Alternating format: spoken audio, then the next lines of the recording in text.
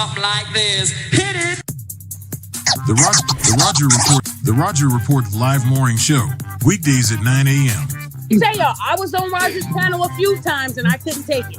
The heat. I got out the kitchen. It was hot. I was sweating. I had to get out. He's Roger, and he's right. Check this out.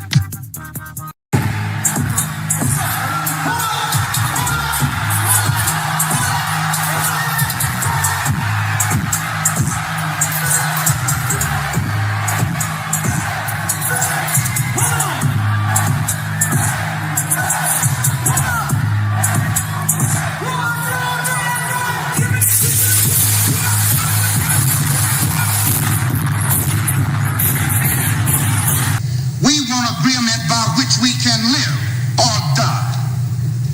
You choose. I have spoken to you a lot of times in hatred and anger, and you have not heard me. Well, you had better hear me today. If you won't listen to me when I make an appeal for the Negroes because you have no concern for the Negroes, listen to me when I make an appeal for America.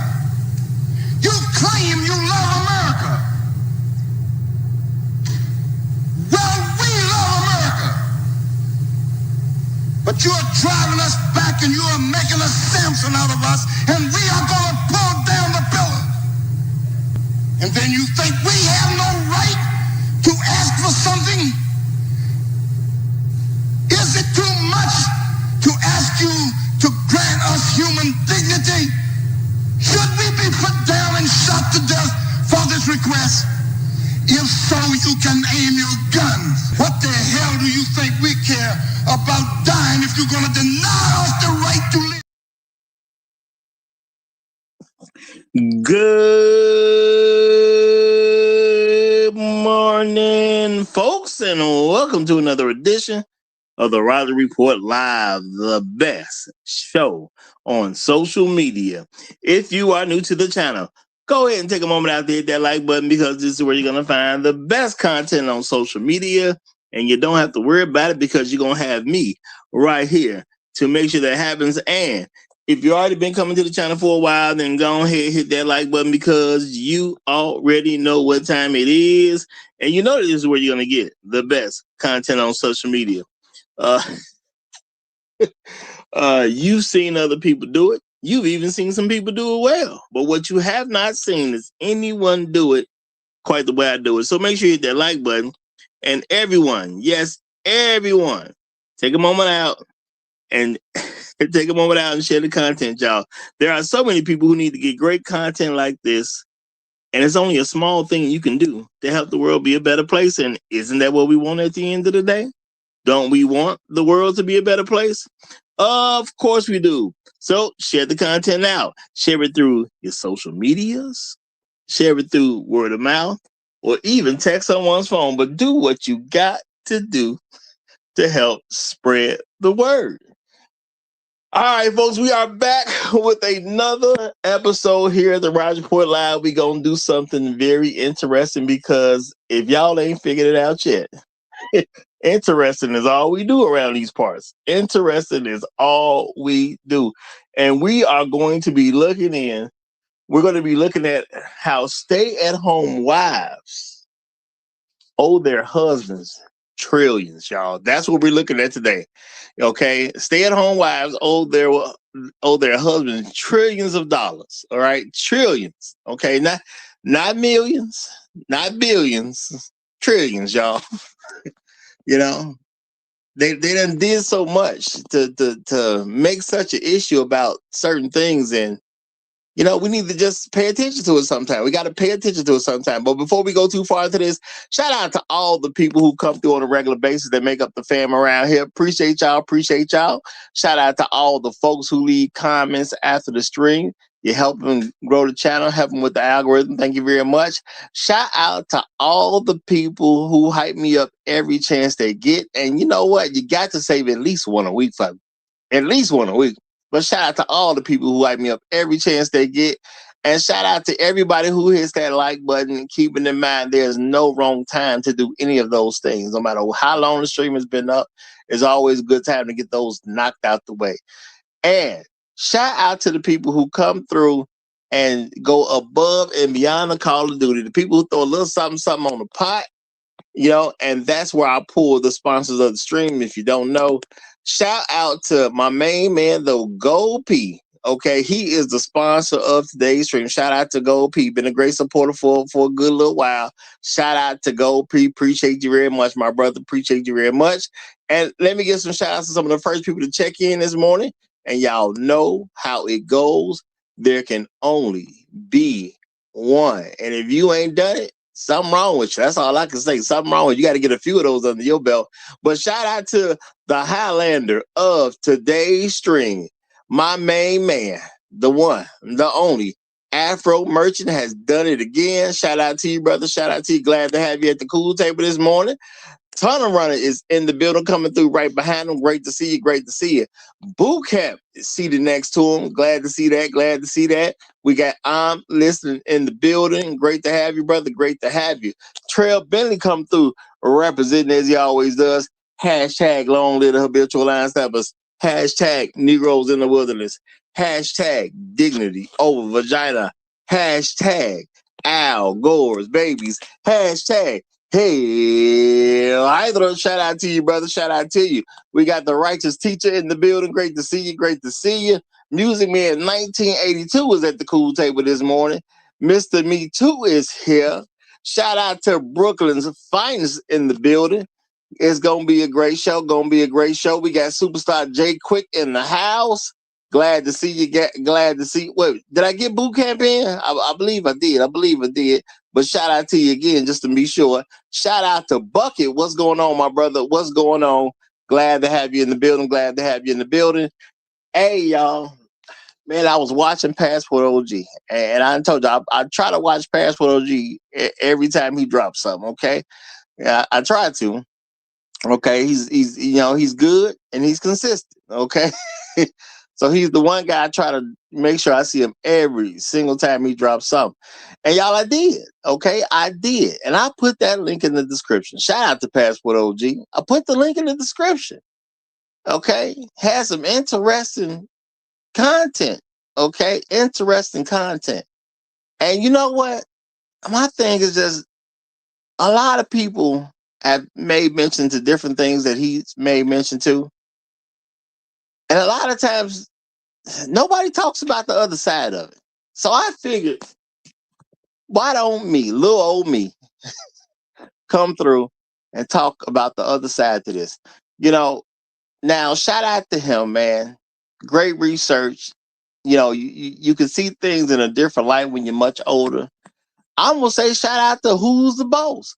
I don't know who named that show. Clever name when I think about it. Now, see, now that I'm older, I'm thinking about it. Clever name. Who's the boss? They put it as a question. Okay, they put a question in your head. Who's the boss? And you got to figure out between Tony and Angela which one's the boss. And if you really watch it, sometimes you think it's Mona, okay? Because Angela's mother was a mess. Sometimes you might just think it was Mona. But shout out to Passport OG for bringing this up. And what was that show about? That show was, hey, we got some women in here. We doing our thing. We movers, we shakers, we making everything happen. We are becoming industry captains.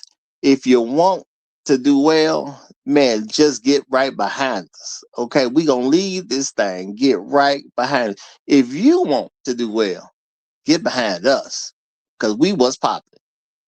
Interesting. Now, it was a show. Interesting show. I watched some of it myself. I ain't gonna say I watched every episode or nothing like that, but I remember watching that show. You know what I'm saying? That's where I discovered how fine Alyssa Milano was. Okay.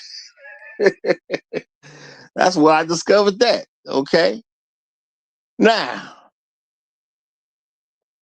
this show definitely has some things going on when you compare it to what's going on with black folks today. Okay.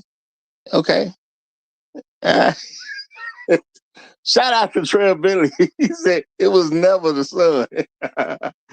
I do remember that kid. I can't think of that character's name right now, but I do remember that kid. But you're right, Trey Billy.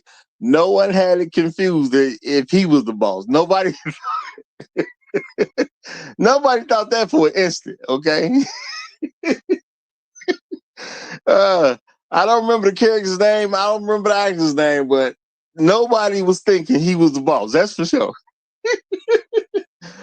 And you know what? I don't even remember what happened to Angela's husband. Okay. Now, if y'all don't remember that, the character was Angela. Okay.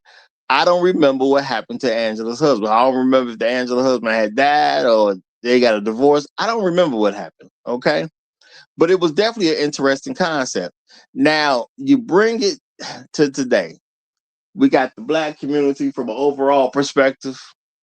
And you know, because you got to bring in the overall to even bring up single mothers. Because if you know you're not part of our group if you're a single mother. You know, if you are a respectable, productive, functional brother who believes in Black men's leadership, you good. If you married a woman, then she's good. Okay, as long as the children live in your home, they good. So when you start talking about single mothers, you got to start looking at the anti-family dysfunctional Black community. That's how you gotta do that. Now, I mean, yeah, there's some exceptions to the rule where you don't have to. Those would be, widows. There's some widows out there. And every once in a while you have a widow and she becomes a widow while her children are still young. It can happen. It's not the majority, but it can happen. Shout out to them. They not over there with those dysfunctional people. But other than that, when you say single mother, you going right to dysfunctional folk. Now, some people may say, well, what about divorce? Well, what about them? You didn't keep your word. What you want me to tell you? Okay. What you want me to tell you? I don't know, man. I guess we could discuss that one day. Where the divorce women truly fit. But I know if you're not a husband, I mean, if you don't have a husband who's a Black man, who's respectable, productive, functional, and believes in Black men's leadership, I'm going to instantly start to question you. And that's just real talk. So now we look at this show, we bring it over toward Black folks. Are there Black men who get married? Absolutely. Okay. Now, are we getting married the way we should be from an overall standpoint? Obviously not. The numbers are not there. And a lot of this is because Black men have waited on Black women to get their act together. But we definitely need to just look past that and just take what's good out here, period. I ain't saying just take what you can get. Take what's good out here, period. And stop wasting time worrying about if Black women going to come through and be right. We just shouldn't even waste that kind of time. Now, there's some interesting things that was brought up in this video. That has been brought up many a time. And we have women who believe in this type of stuff. What about all this free labor? See, the ideas that people have, it lets you know what kind of goes on in their mindset. If you are performing for a Black man, it's free labor. Now, I'm not saying there ain't some white folks who get involved in this, because a lot of bad women, a lot of bad ideas Black women get, they get it from white women. Okay? You know what I'm saying? If we're going to keep it real, a lot of bad ideas that Black women get, they get it from white women. So they saw groups of white women devalue their husbands, and they just took that and said, well, we're Black women. We want to devalue our men whether we married to them or not. Because that's how they look at us. They believe we're their men. Okay? They not our women, but we're their men. That's how they look about it. And they don't care what's going on with us. Whether we attached or unattached, they believe it's always a good time to devalue a Black man. So they run rapids with these types of thinking as well. It's, you can find it on social media. You can find it in the college campuses. And y'all, if y'all pay attention as they keep coming up with these new terms, as if they're supposed to be, some well-respected term, you can peep that it's coming out of the colleges. Okay, you can peep that. I tell you, some of the most difficult women that I ever come across are ones right at that college age. Not saying all of them were in college. Not saying that, but right around that college age. What do I mean by college age? That anywhere between that 18 to 22. Now, of course, it could be a little longer, but 18 to 22, oh, they get real difficult because they not only do they drink up the Kool-Aid, as they say, they can't wait for more is made. Okay, they come in the door trying to make the Kool-Aid they sell. They try to pass around the Kool-Aid they already got. That's what the sisters do. So now we have this idea about women and all this quote unquote unpaid labor. And where does this come from? From a woman who gets to enjoy being a stay-at-home wife. Now, some of the guys is letting the secret out. I didn't see it myself, but you got a few gentlemen that's letting the secret out. And I'm gonna say, shout out to Passport OG. Not only did he come through with the black man talking about this supposed to be hard, y'all crazy.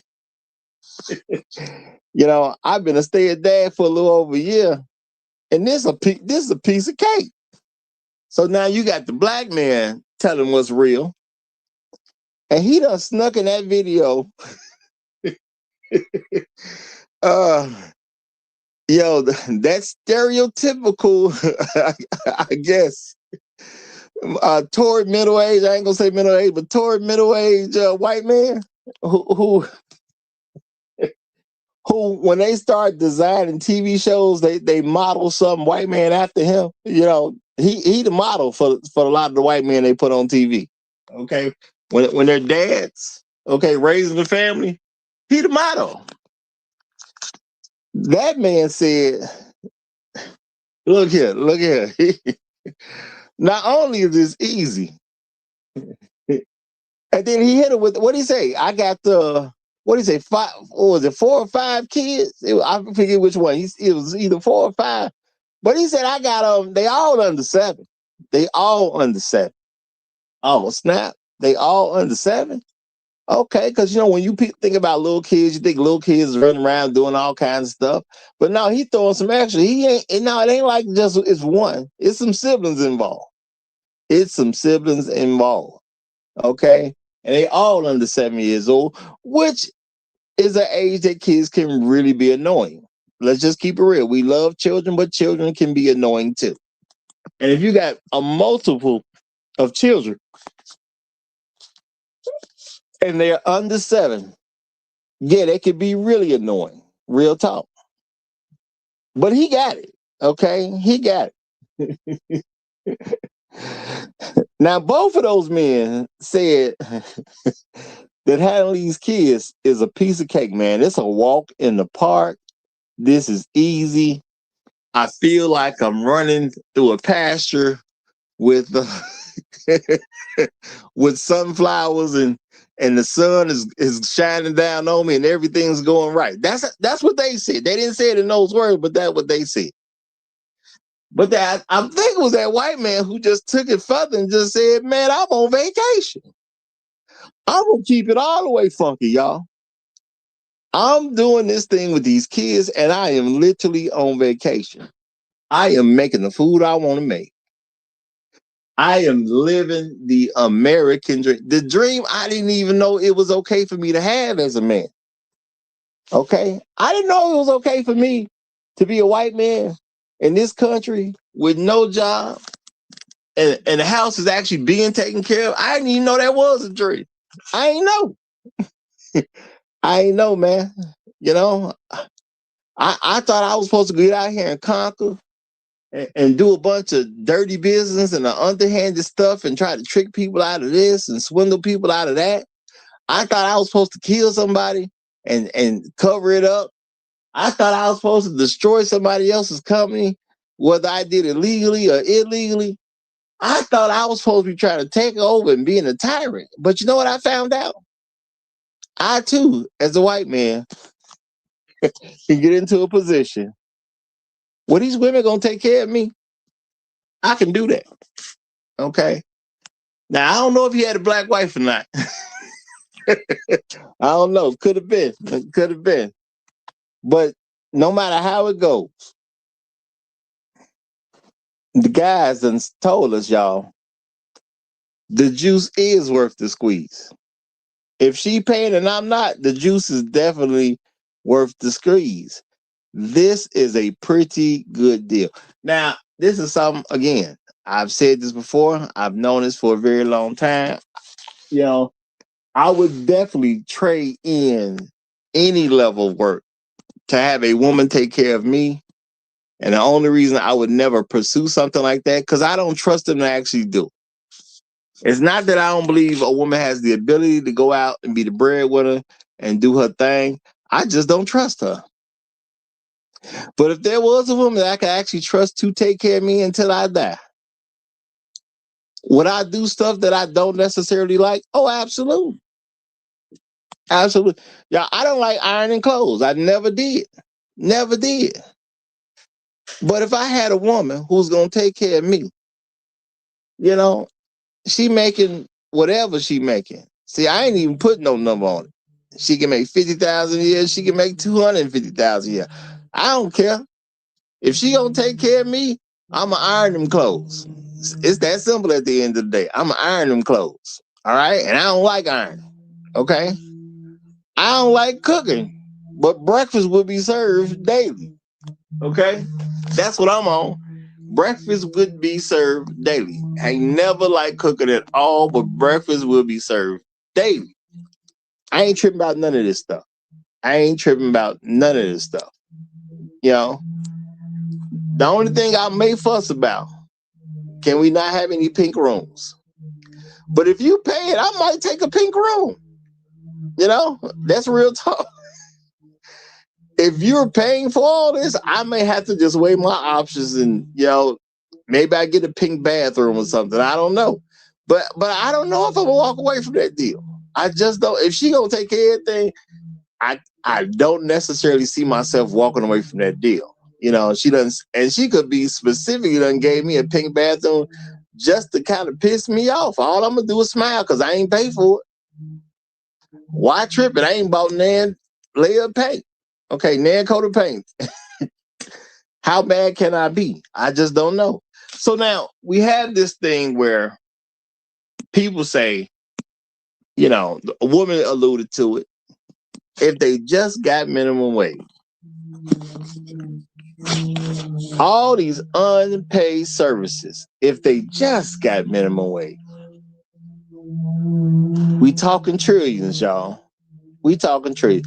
And you know what? I think it's sad because I've never seen where anyone ever looked at the other side of that coin. It's just like women say that and men just accept it. Now,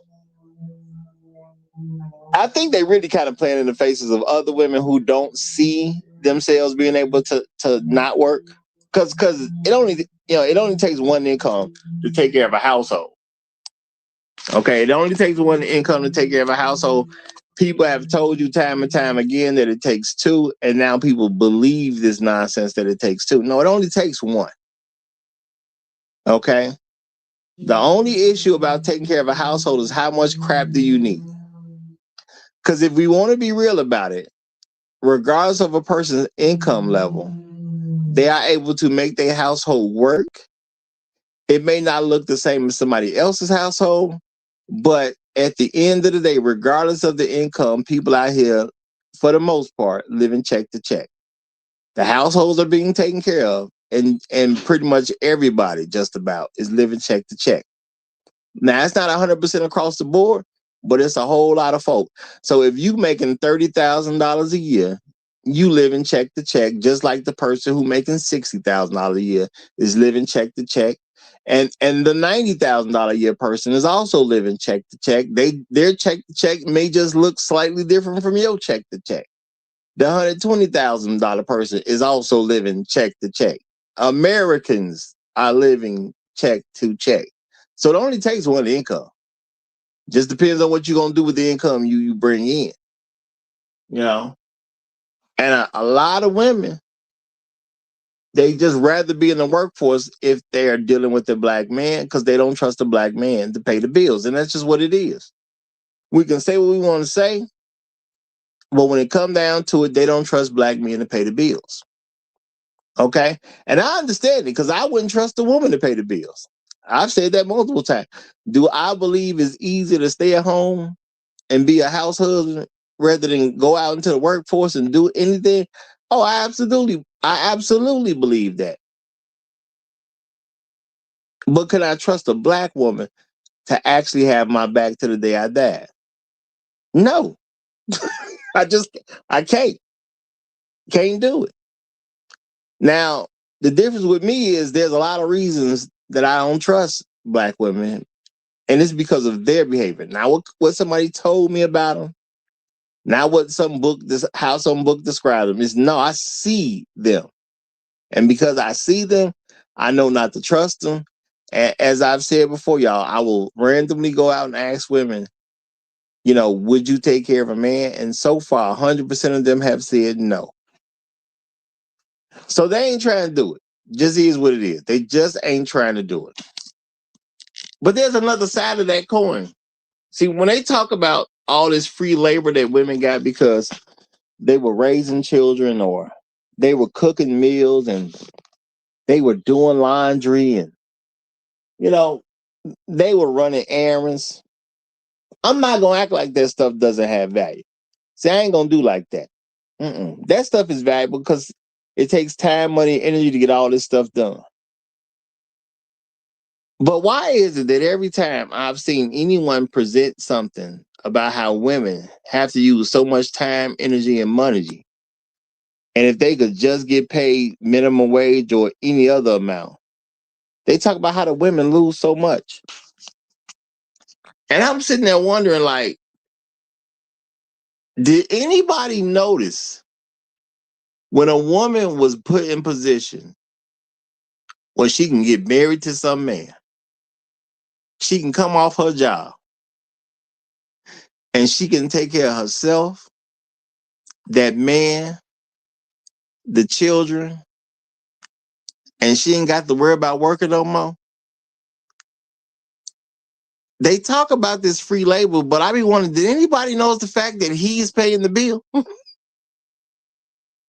Isn't it amazing?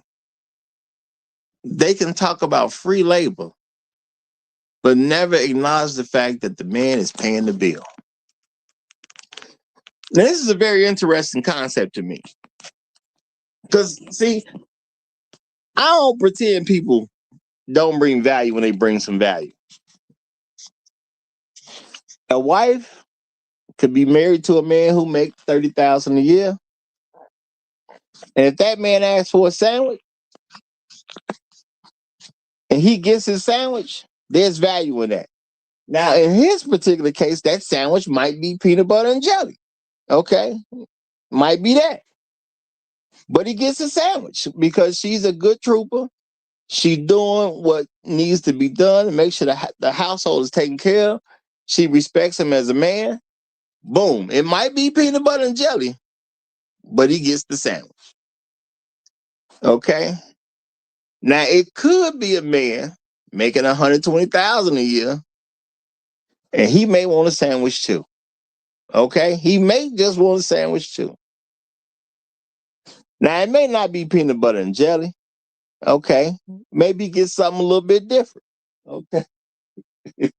Probably get some meat in his sandwich. You know what I'm saying? His favorite meat. Could be turkey, okay? The man might get a turkey sandwich. Might have some mayonnaise on it, okay? Might have a slice of cheese on it, all right? Could be some lettuce in there. Might even have tomato. But he asks for a sandwich. He gets his sandwich. Mission accomplished. Everything's good, you know? And I would suspect these beautiful wives not only would get him a sandwich, she give him a beverage too. Now, maybe if he only making $30,000 a year, maybe get a cold glass of water, y'all. 6 cubes, but a cold glass of water, okay? Now, maybe the guy who got the turkey sandwich, okay, maybe he got his favorite soft drink, okay? Possibly even a beer. You never know. But something that he likes, okay? He gonna get it. Because in both cases, they got good wives. In both cases, the man is taking care of the situation. The man is handling this business the way he's supposed to. In both situations, the women appreciate it. Shout out to Trail Billy, man. He said maybe roast beef with spicy mustard and pepper jack cheese. Now that sound all right to me, man. that sound all right to me. Okay. Whether it's peanut butter and jelly or roast beef with spicy mustard and pepper jack cheese. You know, because a woman is worth something, he gets the sandwich. Now, both of those men go out into the world. They put out so much labor. You know, they bring the money back. They make sure the family is good. Okay. Now, in some living rooms, you got a TV. It might be 32 inches. Okay. Maybe you got 50. Now, there's other living rooms. They got a 72 inch. Okay. I think the biggest TV I came across where it was still a TV, I think it was it might have been like a maybe 1 or 2 points on it, but I remember going into someone's home. They had like a 90-inch TV, okay? 90 inches. I hadn't seen that before. I ain't seen it since, truth be told. But they had some bread. They definitely had some bread. If my memory is correct, they had like an Audi R8 outside amongst the other vehicles. So, yeah, they had some bread, you know? But see, in a lot of cases, y'all, you got people who are living check to check. And there's some people who make a little bit extra money. They probably wouldn't want to admit that they live in check to check. But when you look at how America is doing, we're collectively living check to check. I'm just telling y'all what it is. Now, could we live on one check? Yes, we could. But do black women want to give up whatever sense of power they have by going to work for themselves? Absolutely not, for the most part. And then they hit us with these ridiculous things like, well, you're getting all this unpaid labor when you take care of your woman and put her in a position that you don't have to have her work. Now, I want y'all to understand that, you know, how sinister this is. You are telling men that say, baby, I got it. You don't have to deal with the world. I'm going to protect you from all this nonsense, big or small. Just stay at home, work with the kids. We good. Eventually, the kids going to leave the house and we even better. And they tell that man that he's being wrong to his woman because she gave him unpaid labor. This man said you ain't got to deal with traffic, and they said you cheated her because she gave you unpaid labor. This man said you ain't got to worry about that gossip at the job, and they told him you cheated your wife because she gave you unpaid labor. All right, man breaks his back. He go to work, you know, and it's certain jobs out there where you do the job for 12 hours. Man got a 12-hour shift, hard labor, making sure his wife ain't got to leave the house to do too much of nothing. And if she got to go somewhere, she can do it when he's around. Make her life real easy. He's always there to protect her. And y'all know what they told that man? Especially a brother. They said, look, man, we don't appreciate none of that stuff you did. Because what you did, you didn't sacrifice for your family. What you did was you put a woman in a position where she had to give you unpaid labor. You oppressed her.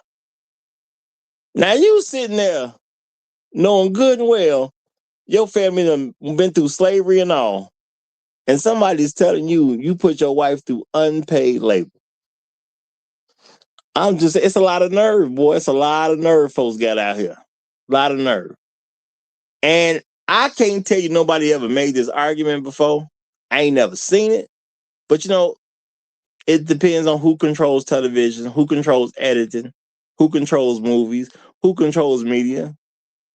But when I hear about all this unpaid labor women get, I ask myself, what about the stuff the women ain't paid for? Let's think about housing for a second, y'all. Because they going to say something about this woman who got this man who went out and worked for her and told her she ain't got to go out and deal with society. You can chill at the crib. They told him he's oppressing her. Now, my thing is she oppressed when she lives in a neighborhood, no matter how bad the neighborhood is or how great the neighborhood is? She ain't paid no rent. I find that kind of interesting, But I never hear anything on television or social media at this point. I've never even seen it in a movie where somebody asks about the rent she don't pay. You didn't secure a home because we live off what I do, which means she never secured rent. Now, you can get in a newspaper. I tell you this, you get in the Chicago newspaper and you can find a room for rent in the hood, okay? In the hood. And you'll get hit with 500 or better. Okay? It's plenty of housing opportunities out there where you can rent a room in someone's house. And it could be in the hood. 500 and better. Okay. Now I'm just using 500 because it's an easy number. They talking about these trillions of dollars that the women, they've been oppressed and ain't received. But if you was only paying 500 a month, that's 6 racks a year right there. You ain't even accounting for. That's interesting. Okay, that's all I'm saying. That's a very interesting thing. They talk about this unpaid labor, and I be thinking about, what about the unpaid rent? Okay, what about the unpaid rent? All right. Now, can a woman argue that there's some unpaid labor when she goes to the grocery store and she buys, food, drink, make sure the family gonna be able to eat? Well, I can respect that that's some labor. I can respect that. I can respect that you go out in traffic. You got to deal with this, that, and that. Now, you got the luxury of waiting till, 2 in the afternoon. If that's what you want to do when you think traffic will be a little bit clearer. You have that luxury. Heck, you can go at 10 a.m. because you thinking, well, everybody who had to be at work is pretty much at work now. The people who come in at 6, they already at work. You got all these people who come in at 6 o'clock, 7 o'clock, and 8 o'clock to start certain shifts. Then you got the whole corporate shift that starts at 9. People pretty much at work. So at 10 o'clock, I'm going to just get out here and go to the grocery store. Traffic should be pretty light. Okay? Traffic should be pretty light. And you do it at the most convenient time. But it still work. I'm not saying it ain't work. It still work. And you know what? I'm never gonna be a person to say you should be able to push unpaid labor because that's like exactly what slavery was doing. So I wouldn't say that. But I'd be wondering, how come they never try to calculate how much that woman is eating? She did go to the grocery store. She does prepare meals. I get you that. I get you that. But do they ever calculate how much she eats? Because that's her. They talk about the unpaid labor. and you going to get the groceries, but they don't talk about the fact that you eating half the groceries. Now, if they got children, it might be a little bit different where she's no longer eating half the groceries, but before the kids, she eating half the groceries. Heck, some of these women more than that.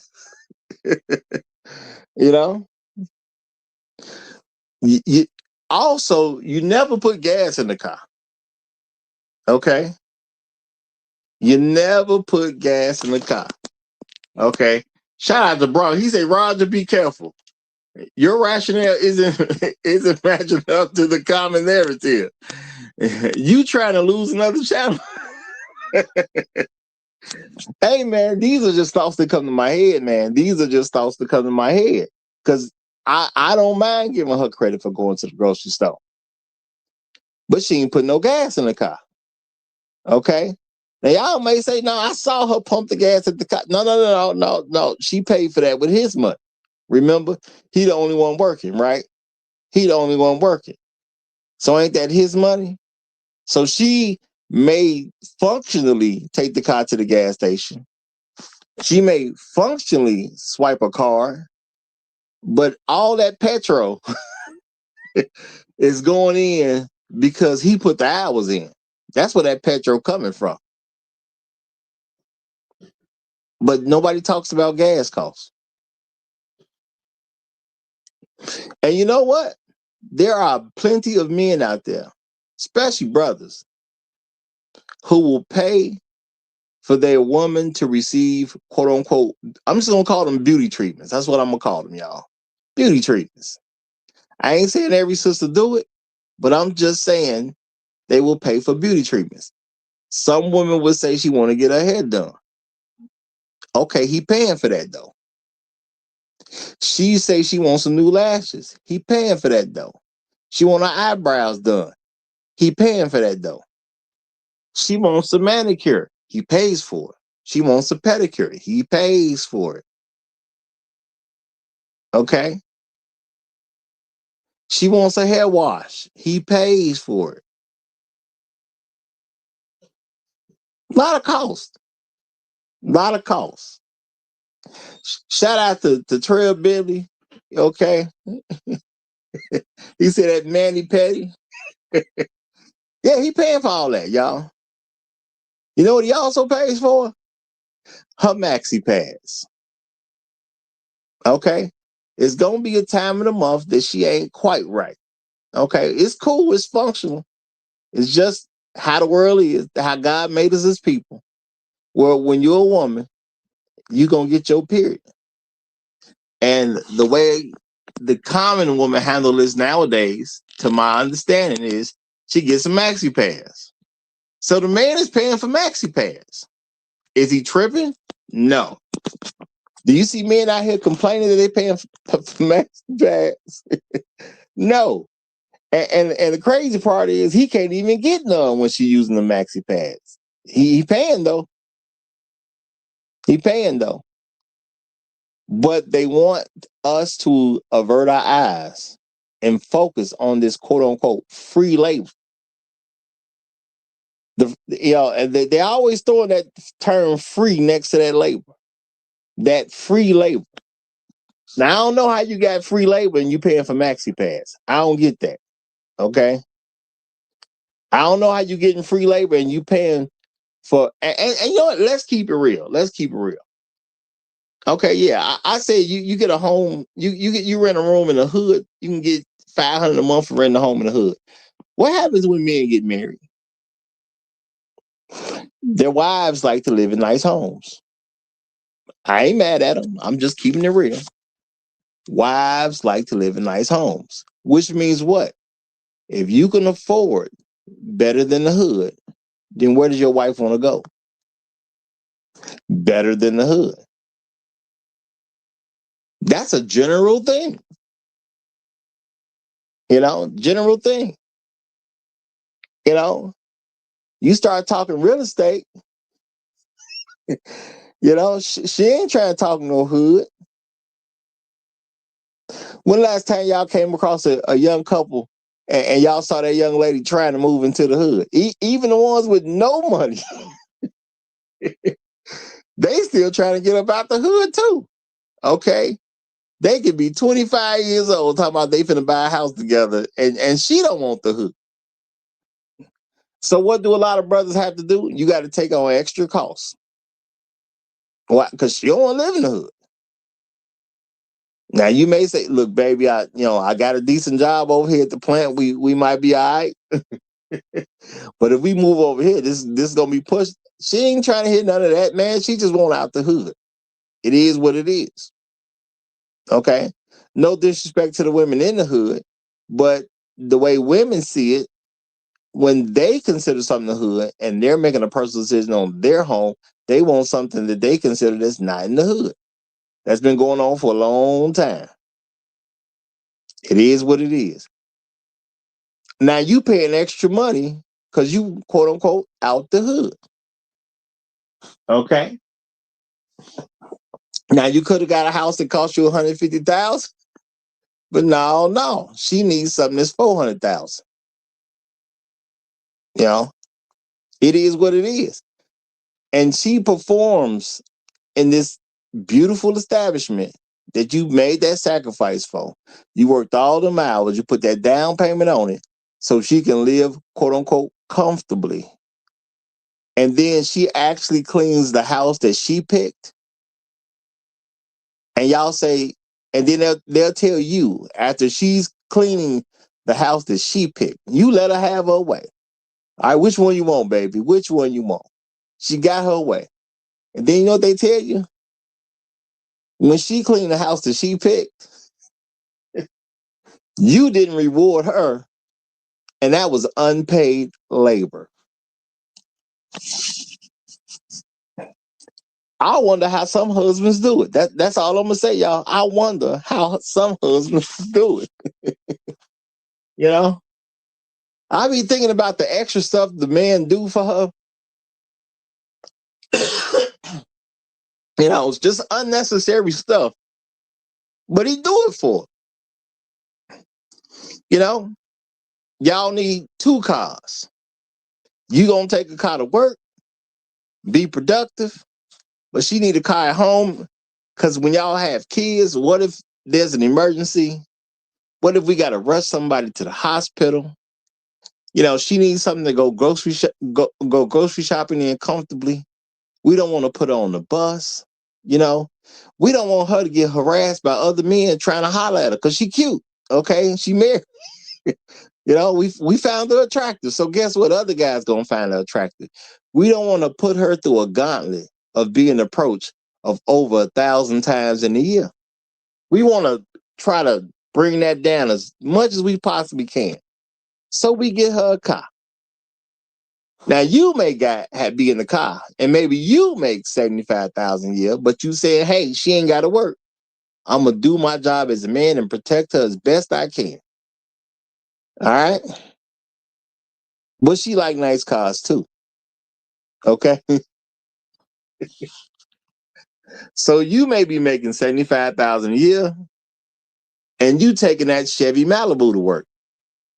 Why? Because it's a point A to point B. That Chevy Malibu gets you where you need to go. Now, this is not me dissing Chevy Malibu. Not at all. I ain't dissing them at all. I'm just saying that's a car that people can use to get from point A to point B. Now, she ain't got no job, but she's gonna go different places. And we need a car for certain events. Okay. We need a certain level of car for certain events. Now, it's some couples out there that got twin cars, so you could have got her. You could have got her a matching Chevy Malibu, or maybe you changed the color on it. Maybe maybe yours was red and hers is blue.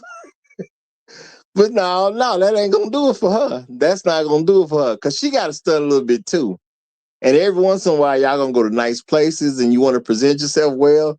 So the car she drives on a regular basis, no, we need a Lexus. Got to have a Lexus. Okay. Okay. Yep. When she goes to the grocery store, she got to have a Lexus. She got to. She can't get out that car and misrepresent you. How dare she misrepresent you and get out of anything less than a Lexus, okay? She got to.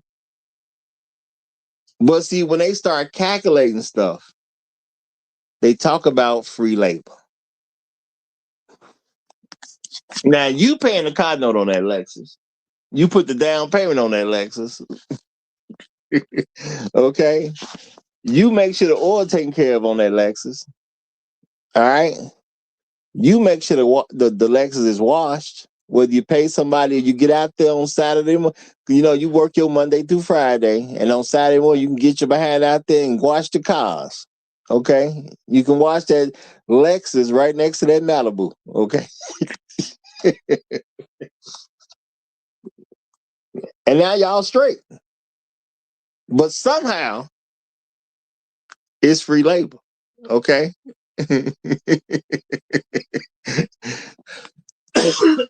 Shout out to Inspired Truth Broadcast. He say Lexus at the Roger Report Live. Nailed it.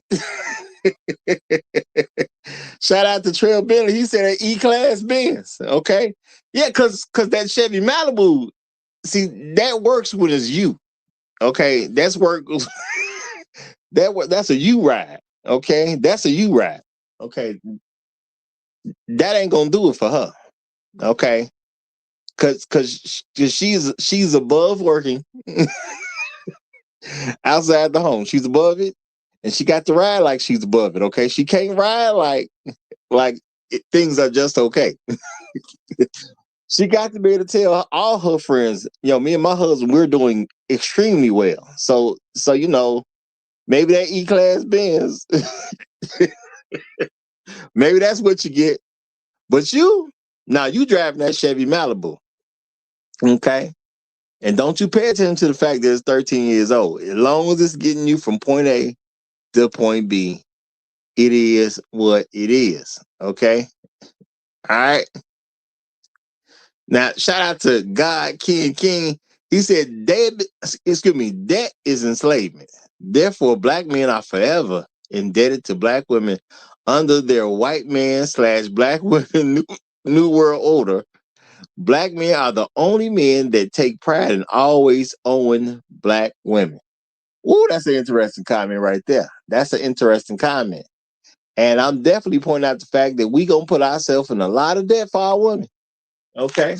And the thing is, y'all, the men wasn't even tripping about getting in debt for the women. We just took that as we men, we got to do what we got to do.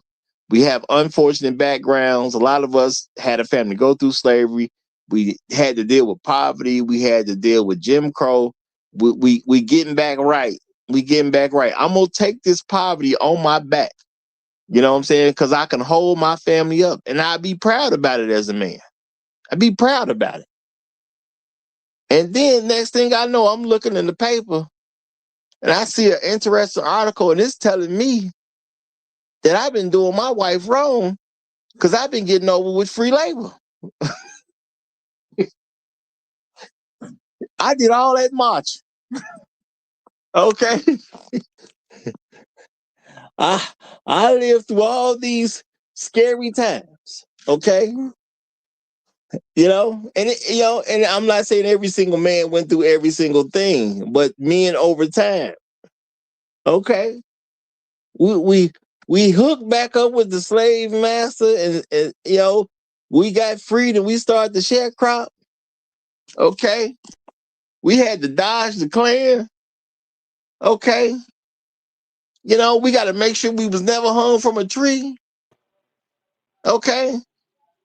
We had to take the jobs that nobody else wanted because that's the only job they was willing to give us. We got spit on, talked about, drugged, and now we're this particular man getting into this particular position. And because men understand how the world really works, we telling our woman, don't worry about it, baby. And I'm saying, yes, there are men. It doesn't even make a difference what you say the amount is. There are men who make $30,000 a year, but they gonna they gonna keep their woman out of the workforce. They just gonna figure it out. Cause he down and she down. You got men that's making 60 a year and they keep that woman out their workforce because he down and she down. And you got some men who might be making 120 a year. He gonna keep his woman out the workforce because he down and she's down. And I'm saying this because there's a lot of folks who gonna say there's a lot of couples that both of them work. Guess what? More than likely somebody ain't down. That's all I'm gonna tell you. More than likely somebody ain't down. When he down and she down, it's easy to keep a woman out the workforce. But when somebody ain't down, it gets a little more difficult. Now y'all can say what you want to say about that, but I'm just keeping it real, okay? Because men, I'm talking about the general black man, he has no desire to send his woman in the workforce so he can protect her because he know how society gets. But that does not mean she cooperates with it. But I'm going to hold fast right now because Tunnel Runner is coming up, and I'm going to let Tunnel Runner do his thing. Tunnel Runner, you have the mic, my brother. Am I coming in clear, sir? Yes, sir. Yes, sir. Okay. Okay. Well, a lot of times I tell brothers, it's about is she gonna get in your program? And when I say that, I mean I got a program, and I need for you to assist me with this program. And so that means if I'm the head of the family. I think I'm supposed to have the better car. I don't even know if you need to have a car. What are you working? What are you doing? And if you do have a car, it's going to be in my budget. So the one thing that I love about my wife is that, I have a Acura and she has a Nissan Sentra. I paid 3,000 for it and she loves it like I brought her a baby Benz. A lot of sisters would not be able to accept that. Me driving nice in an expensive car and them driving in a lower car. Even though I mean it's a nice car. I drive her car plenty of times, but it's my car is the better car, and she has nothing to do with it because I'm the one who does most of the work. I'm the one that gets most of the things done. She needs to get on my program because I'm telling her this is what goes on. This is the budget, and this is what we following. And I have plans, and I show her the plans that I have for the future. And if you want to be with me, you need to follow my plans. So your labor, I mean, she told me she loves me, so she wants to cook and clean for me. She wants to take care of me. She doesn't say that as a labor, that it's a job. She's saying that that's just her duty. And she feels like it's a duty. So that's what you want. You want a woman who's gonna get in your program and is gonna understand what your duties are and what her duties are. My wife works sometimes. Half the time we've been together, she works. The other half she hasn't worked. But it's to it's to our pleasure, or to her pleasure, I guess. When she works, she doesn't have to work, but she has that freedom to be able not to work because she's on my program, and I know I can sit her down for a while. So that's why I was Okay. talking about get on the program, get on the program, baby. Okay. So Tunnel Runner has a program of unpaid labor. That's basically what he's saying, y'all. He got a program where his wife is doing unpaid labor because that's what they say about what you talking about, brother. You taking advantage of your wife because she's doing unpaid labor. I'm just gonna say interesting stuff right there, and that Inspired Truth broadcast getting here. Inspired Truth, what's good, my brother? Hey, how's it going, everybody? I hope everybody's having a wonderful day here. Yes, sir. Yes, Everybody, sir. yeah, it's good to see you having like a chipper thing going on in your voice. Like it seems like life is good. So also salute to She's the downstairs preparing some food for me. oh, very good, very good. Salute to the panel and to the chat. So I think that what we have occurring here, and like you brought up Passport OG's video there, and I watched it too. That was a very nice, well done thing that he had there. I think what we have is basically framing. We have narrative framing, and a lot of times what we end up dealing with is this false framing, and it's all surrounding this idea of bolstering whatever they're doing and minimizing whatever you're doing to end up requesting more labor or more stuff, basically. That's what that ultimately results in. The ultimate goal here is to do little to nothing and get everything. Kind of like a deity or a royal. That's why I don't like this whole like queen mother goddess talk. I never really, I didn't really rock with it because like ultimately there's a lot of chicks that really want that. They want to be basically a royal without any actual duties of being in a leadership role. You know what I mean? It's kind of like and it's always been kind of like that way throughout history. Like they would take like not the women, but uh like royalty would take like this narrative framing where they were like, oh, okay, well, we're descended from some sort of a deity, or we're descended from some sort of religious figure, or we're descended from this or descended from that. And you could go down the line, like whether it's like the kings, and queens of England or France or wherever. And it's like there's always some narrative story to make an excuse for why they should get everything without having to earn anything. It's it's the craziest thing, but it's what prevails. And it doesn't really matter like whether the woman is at home, stay at home, or whether she's out there in the workforce. Cooperation is not dictated about whether she's inside or outside the home. It's dictated like by her. You can have a woman that's at home and completely off of your program. You can have a woman that's out there in the workforce and completely off of your program. Like that whole whether she's in your program or not is something that is defined by your by what she is in relation to you. I guess I'll land there for now. All right, I want to read this by Afro Merchant. He said, "We got paid for all the emotional labor. Excuse me, we got paid for all the emotional labor Yeah. I that mean, we this free provide." labor stuff is not Well, it's he not must free can't hear labor. me. It's that you do. We're supposed to be a team. So you working and I'm working.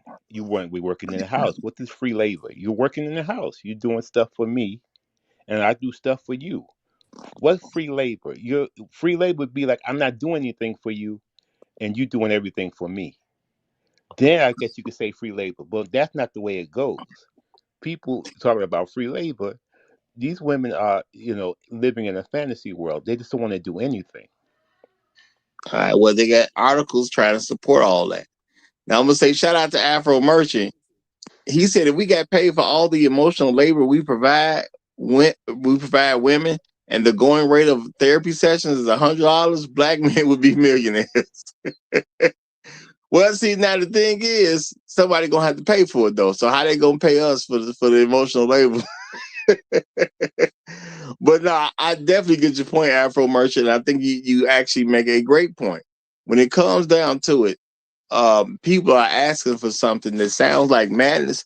But I'm doing this show because I've never seen where men actually responded to this and actually addressed it. Because everything she ate, I paid for.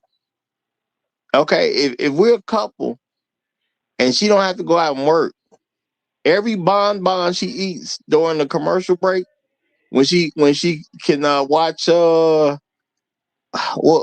The Price is Right, when she watching The Price is Right and she eating bonbons in between, I bought them bonbons. But you say it's free labor. Now she running up my electric bill while she watching The Price is Right. And this is no diss to The Price is Right. I just know this is a show that a lot of women watch, you know, when men was at work. That's what I know about The Price is Right. Okay, I've seen the show, but I do know a lot of women watch The Price is Right where their husband was at work. It is what it is. And and she got to eat bonbons. Now, how did I hear bonbons? Because women would eat bonbons on commercial break. That's how I heard of bonbons in the first place. Okay, that's just the way it works. She don't pay for none of this stuff. She run up the electric bill.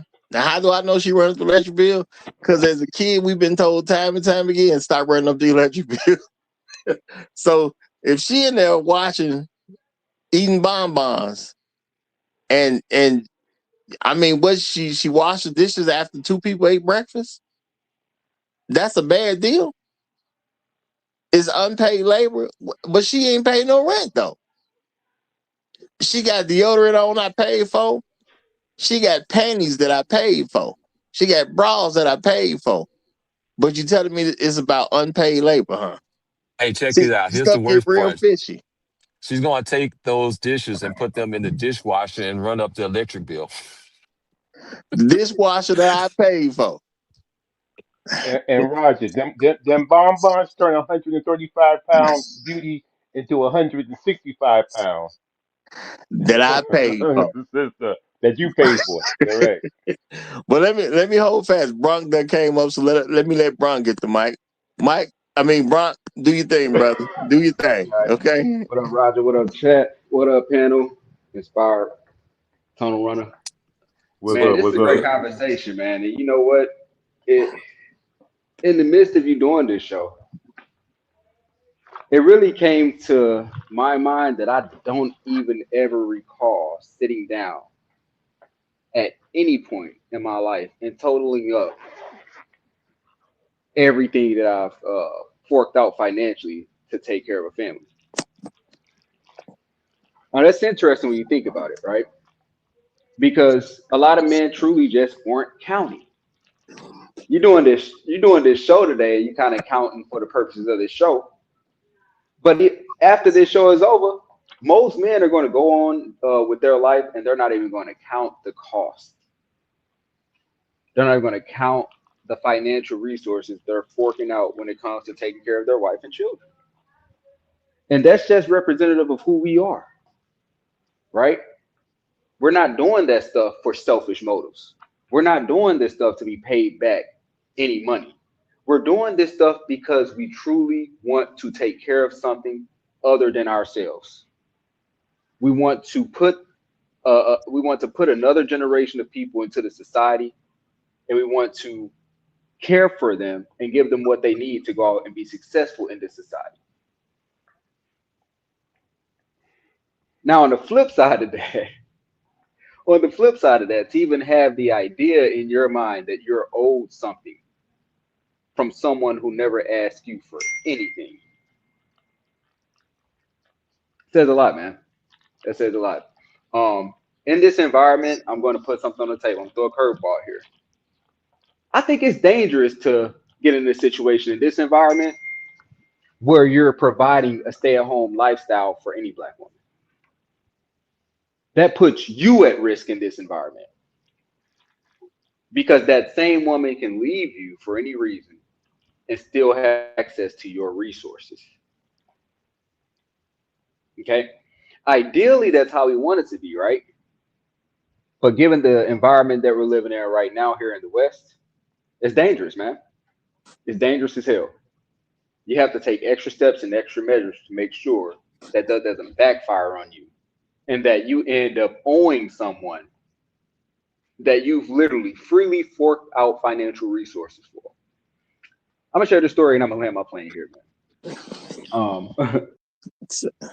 It seemed like that plane should have been hit the runway, but okay. I would say this, and I'll finish, man. But even if you do, put a woman in a situation where she could be a stay-at-home mom, these women in the West, man, you still might be paying for somebody to come out and clean up your home every once in a while. You're still going to be paying for those fancy dinners. You're still going to be paying for those fancy vacations. So even after forking out all that money, you're probably still going to have to fork out even additional money to have people come in and do what the stay-at-home mom should be doing, even down to cleaning your house. I'm gonna land my plane there for now, man. No, Bronk is correct. He's right. Appreciate it. Now, I don't want stuff to get veered off because sometimes y'all try to bite off way too much to chew. At this point, I am dealing with the fact that women and people who write these articles and come out with these news reports, because I've been seeing this stuff for years and years and years. and they still been talking about all this unpaid labor that women have given, and I've yet to see anyone make any attempt to start calculating how much money men spent on these women. They just keep talking about unpaid labor. This free labor you got. And see, notice I ain't even said nothing about the kids. I'm talking about what she get. She eat every day. I ain't saying nothing about a kid eating. Okay? Because the kids, they're partly his kids, as people said. My perspective, they are his kids. But so I ain't even said nothing about them. But as a woman, you eating every day in my house. You ain't paying no rent and you ain't paying no food bill. But I'm supposed to look at this and say, you giving free labor because you went and bought the groceries that you ate yourself. Yeah, you bought ours too, but you ain't put a dime on these groceries. Don't sound like free labor to me. But let me let our other guests get in. We got the highly esteemed meat slinger in the building. Meat slinger, go right ahead, my brother. Shout out to you, Roger. Shout out to the niggas on the panel. And shout out to the people in the chat. Bring out your pooper scoopers because I'm about to drop that shit. So first of all, before I start, let me clarify. Are we talking about stay-at-home moms? Because the videos were comparing stay-at-home dads to stay-at-home moms. Are we saying stay-at-home moms, or we're just talking about wives with no children? I'm not even bringing up the cost of the children because the children are, well, as I'm just trying to society, get we the see it both. because the video is comparing stay-at-home moms versus stay-at-home dads. No, that's true. What I'm doing is I'm bringing up the fact that I never see brought up is that people talk about the unpaid labor women give, but they don't talk about these all these benefits that these women give. Okay, all right. Well, so I'm just trying to, because if we're talking about, because normally when they're talking about labor, they're really talking about stay-at-home moms, right? Right. They give some level of labor, which I'm not. Right. I'm not the discounting. I'm just also bringing the fact that these people who give this quote unquote free labor get a whole lot of benefits while they're giving out this quote unquote free labor. Okay, so here's the situation. So first of all, being a mom, if done right, has immense value.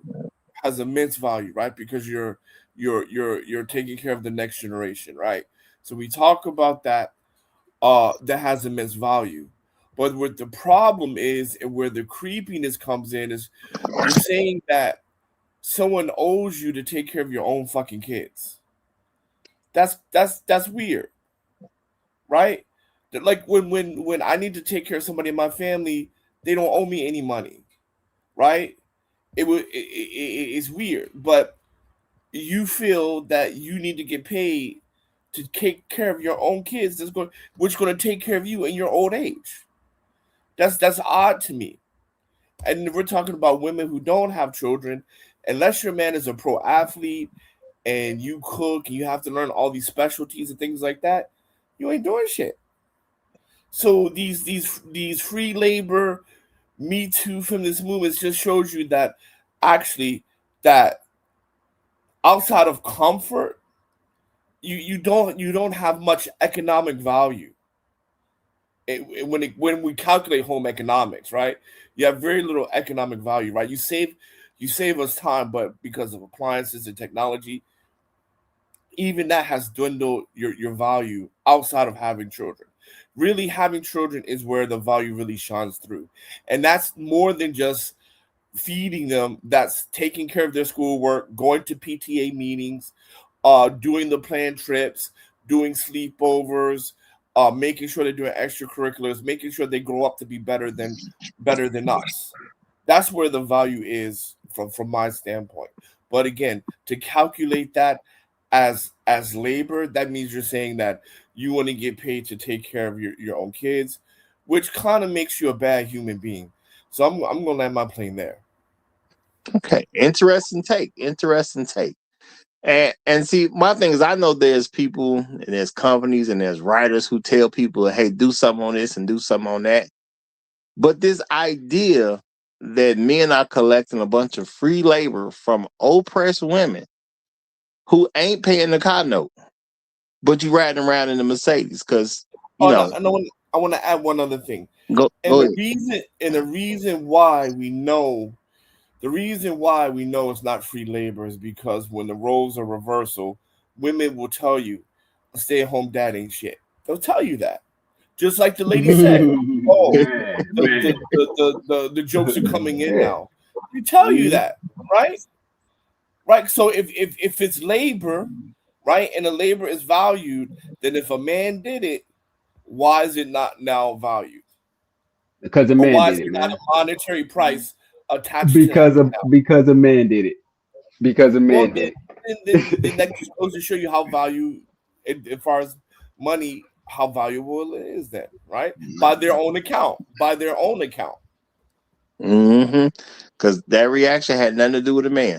When you think about it, that was a woman who observed the situation, and next thing you know, what that guy was doing was worthless.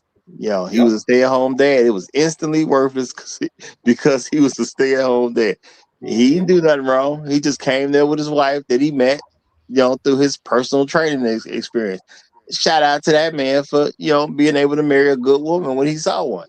Can't get no congratulations on that though. Now, my thing is they talk about free labor, but what's the cost of some woman living in a nice home? Because I'm gonna keep it real. Now, I do understand there are men who make 30,000, 40,000, 50,000, and so on that have women who do not work outside the home. But let's throw some reality in here too. A lot of women who don't work, they living pretty good. They living in real nice neighborhoods. They living in some real nice houses, and they driving some real nice cars.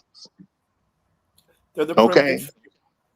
You know what, Roger though? That's why I state that, and I can't overstate it enough, that it's very dangerous in this environment to be trying to create a home mom lifestyle for a woman with these Western women. Because here's the thing: when you give them that, what do you think they want after you give them that?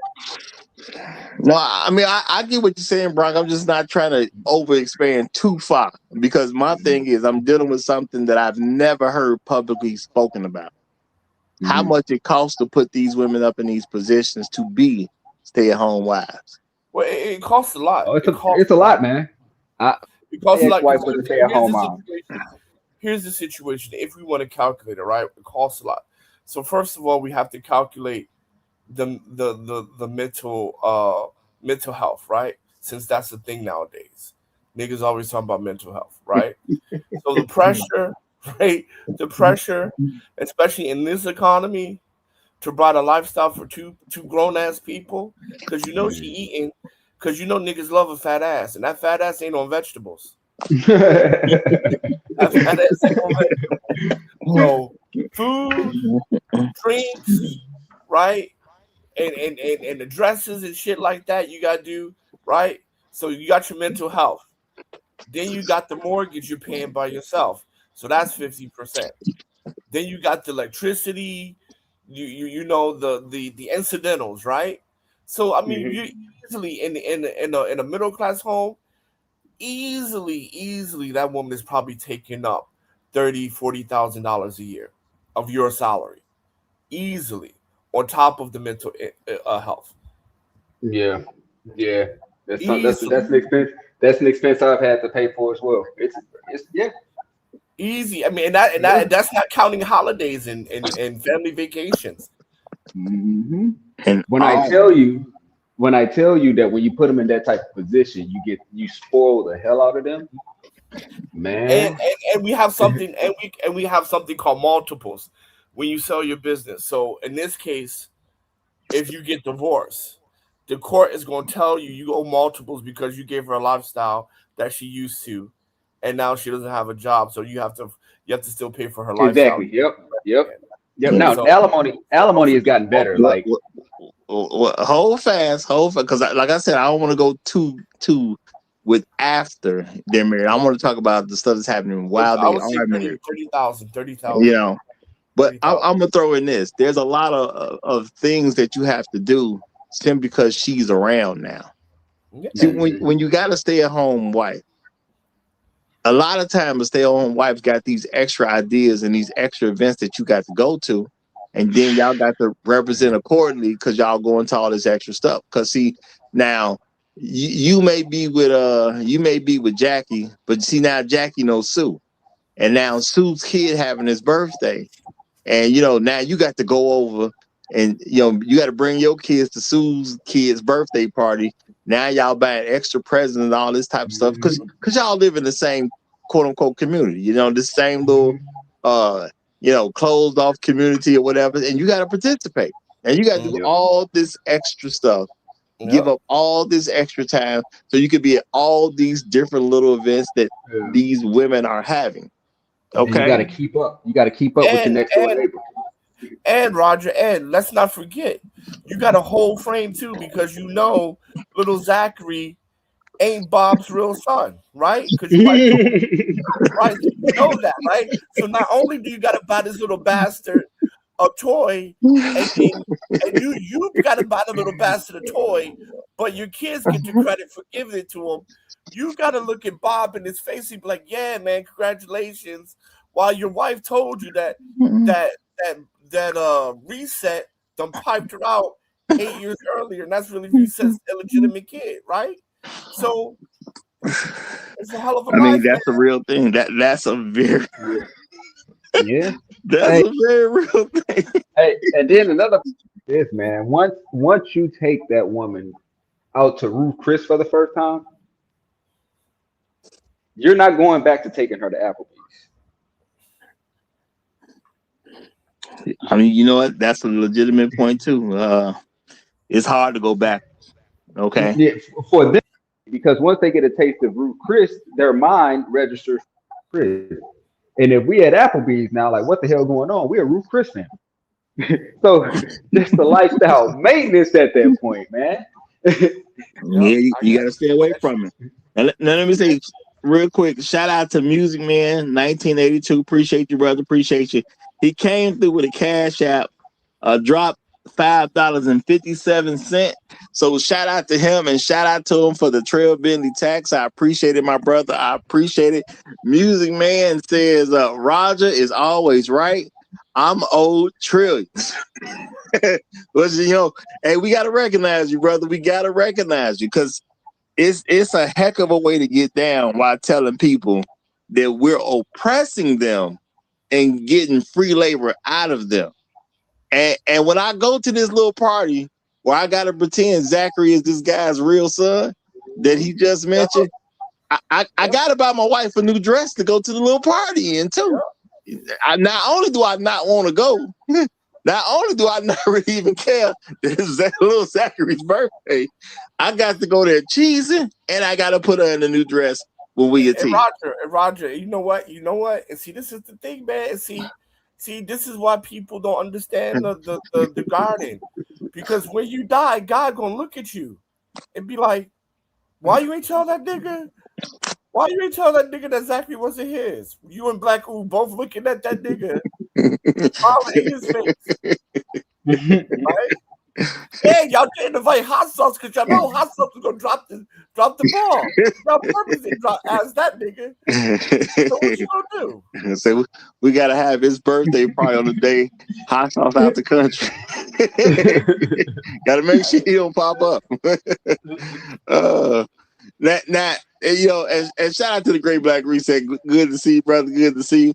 And see, my thing though is this narrative is painted constantly, y'all, because I've heard this narrative painted for decades at this point, and I've never seen where anybody ever challenged it. Now, because television has been television, I ain't gonna say nobody challenged it. I'm gonna say more than likely they just never put it on air. That's more than likely what happened. They've never put it on air. They've never put it in a newspaper because, the articles like this run in newspapers, and they probably never put a challenging argument in a magazine because a lot of this stuff happened in magazines over time. Women been getting flushed with these narratives, since the day they born, these narratives be hitting them. And, my thing is, what about how much it takes for us to put these women in these positions? Because you telling me I'm doing her wrong and oppressing her because I got free labor out of her. but you're not talking about how much insurance money I'm paying because now she's on my insurance. The woman is getting the free labor, Roger. Actually, I mean the devil's a lot because you want to know why the woman's getting free labor? Because when she's not married, she has kids and she's on Section 8. The government is paying, right? And so the government is paying the role of the man. So we know the economic value of the man, right? Because actually it's the man that's giving out free labor, right? You're getting the house for free, Section 8. You're getting the food stamp, you're getting the food bill paid for. Medicaid.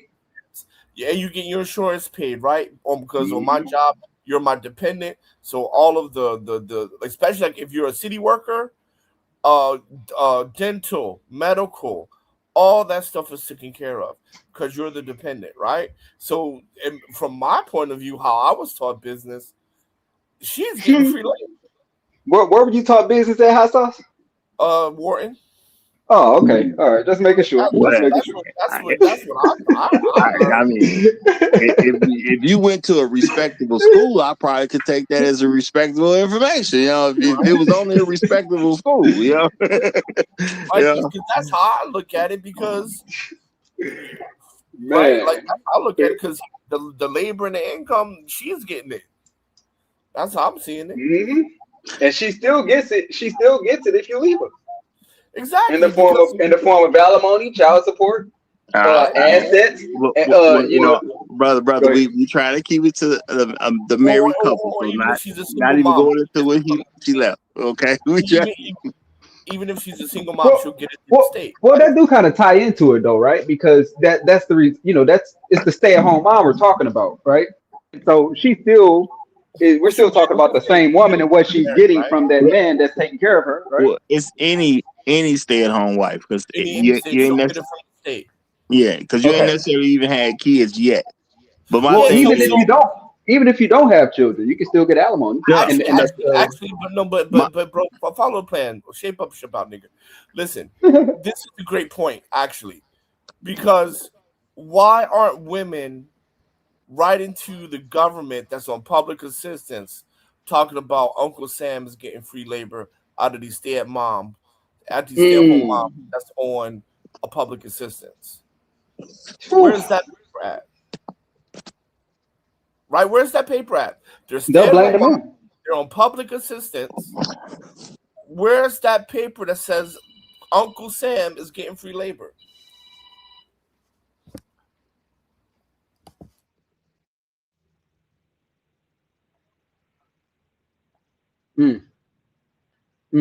That's a good question, man. Right? No, that's a good question. Right? Because isn't it the same? Yeah, that's the exact same. That's the same. You have another. And I have seen Roger. I've seen guys pay the ultimate price. I've seen guys lose their life trying to keep these women at home. I've seen these guys go to an early grave. I want to know the question. I've seen these guys getting these cars. The answer to that question that they couldn't afford, and they worked 2 jobs, got 3 hours of sleep, and kept working, trying to get these, and went to an early grave because they wanted to keep these women at home. No, but my point is, where's the thesis paper out of Yale? Where's the thesis paper out of Princeton? There are none. Out of Wesleyan, because that's an all-female college, talking about women on Section 8 and the free labor they're giving Uncle Sam. Where's that at? Well, all that's beside the point. You know what I'm saying? That's the main point of these arguments. All that's besides the point. That's what they tell us in these articles. Because when they talk about this, the women being oppressed and all this free labor that a man is extracting from the woman, they never mention how much it costs to put women in certain positions. And there's poor people who have a wife that ain't working. But if we want to be realistic about it, a lot of the wives that ain't working ain't that poor. They doing pretty well in life. They're living in a neighborhood that if first of all, they wouldn't even rent a room to you. Number one, I said something. You go to a hood and pay $500 or up to rent a room in somebody's house. We're talking about houses where they wouldn't even rent you a room. It's a crazy concept to even think somebody gonna rent a room out in these neighborhoods. You're talking about a lot of them. These are gated communities. Some of them even got security officers at front to get in or out the community itself. You know, these are a lot of these stay-at-home wives. They living in some very comfortable lives. You know, they can afford to wear a dress one time and never wear it again, and that's just how the game go. And they ain't even hiding it. So at the end of the day, this is ridiculous. And I'm gonna say, if I'm a man and I had a stay-at-home wife and I'm making $50,000 a year, you know what I'm saying? I'm telling my wife, don't worry about it. I got everything. Ain't no way in the world you finna convince me that I'm taking free labor from her when these bills is hitting me every second. Okay, right. I ain't even got it like that. You know what I'm saying? You know, Lord have mercy, we had some kids. I'm hit every bill hitting me upside the head every day, and you gonna tell me I'm taking free labor from her? I am highly insulted at that point. You know, and I think men need to kind of start seeing this stuff more the real way instead of the way the stuff has been presented for us for so long. Because if you making $75,000 a year, which is nice if you can make it, and you telling your wife she ain't got to worry about nothing, just chill at the crib, you dealing with a lot of stuff so she can chill at the crib. But most. I'm sorry, go ahead. Well, I was gonna go with and there's a lot of mental stress that goes on with that, because when you got a stay-at-home wife, you got to keep that money rolling in no matter what, whether you are employed or employed by somebody else. Well, I'm saying if you're employing other people, if you own the business or whatever, you can't let none of this go down on your wife's fault. It's a whole lot of pressure for a man to have his wife just fall. Yeah, but I mean, but to be honestly though, like, this is not for Black America. This is really not the case though. Most, if not overwhelmingly, majority of both people work, and I would, but even for the ones that I would also venture to say that if you are married to her, I'm pretty sure you're taking care of a kid from another marriage also on top of that. So yeah, no. I'm pretty sure, right? So you're not only put in a position to be a housewife, but you're also taking that care of a kid from another relationship on top of that. Yeah. And I would say you are right, because this is not the majority of us. Because number one, I think a lot of men would take my position, whether they would admit it or not, and just be like, I just don't trust a woman to actually take care of me until I die. I just don't trust her to do that. I don't trust any Black woman, especially, to be with me as a man. And I run into any kind of problem, she just gonna be good with handling stuff. I don't trust none of them like that, and that's just being real. None, zero. Okay, and then on top of that, most Black women ain't gonna trust no Black man to do that either. Yeah. They literally get a job so they don't have to listen to us. It is what it is, you know. But for the ones on top of that, right? Even and for the ones that do, I'm pretty sure they're also taking care of a kid from another relationship as well. I mean, that's probably true. When we start thinking about it, that's probably very true. You know, with all the kids that have been welcomed into homes, and then all the kids that have been slid into homes, it's probably true. Yeah. You know, because when my father remarried, right, the woman had another child, right? Most people, especially when you get past the age of 30, right? Yeah. These chicks be letting it rip when it comes to having babies. Yeah, man. And shout out to Black Who Strikes. He says the biggest reason why Black men do not earn more money is because their women will not stay home and be good stewards of children and households. Woo! Now, Black, let's say something, man. He makes an excellent point, man. He makes an excellent point. And I said something earlier about just putting them in a situation like that. Most Black women, especially here in the West, man, you're going to spoil them. You take them on that first vacation, they're going to look forward to 2 the next year. They're already spoiled. You know what I'm saying? Yeah. They're not content with just essentially entertainment at the house most nights out of the month, right? They want to go out and eat like at least once a week. They want you to do this with them, that with them. They want to go to fancy places, and bro, you can probably do it on a $75,000 budget, but not with these women. Not with these women. Well, there are definitely some things to consider. Now, I do want to give a little credence to what Black Rule says here, though, because he said black men would make more money if it wasn't for the fact that they can't trust black women to be good stewards of the home and the children. Now, I don't know. I don't know, man. I don't know. I don't really agree with that, but I do hear his point. I don't agree with that. Well, I'm gonna say this: if you can't trust your wife is doing the right thing at home, it definitely can affect your income and what you focus on. And if you can't put your mind where it's supposed to be, it's hard to get that promotion at work, which could earn you more money. It's hard for you to come up with that new idea where you can create a business around it. It's hard for you to even really structure what you should be doing with your labor in your off hours. Because some of us have jobs where we can create a business in our off hours because we have the skill. But if you always worry about what your woman doing, you ain't got time to prioritize things like that. But I think like I always come back to mental health, right? And we're talking about women today. When you come, like I've seen it here, and these are not even like American women. I've seen men work all day and come home, and their women just be yapping because they've been home all day and they ain't got nothing else to do, just be yapping. I don't know if I can handle that mentally, man.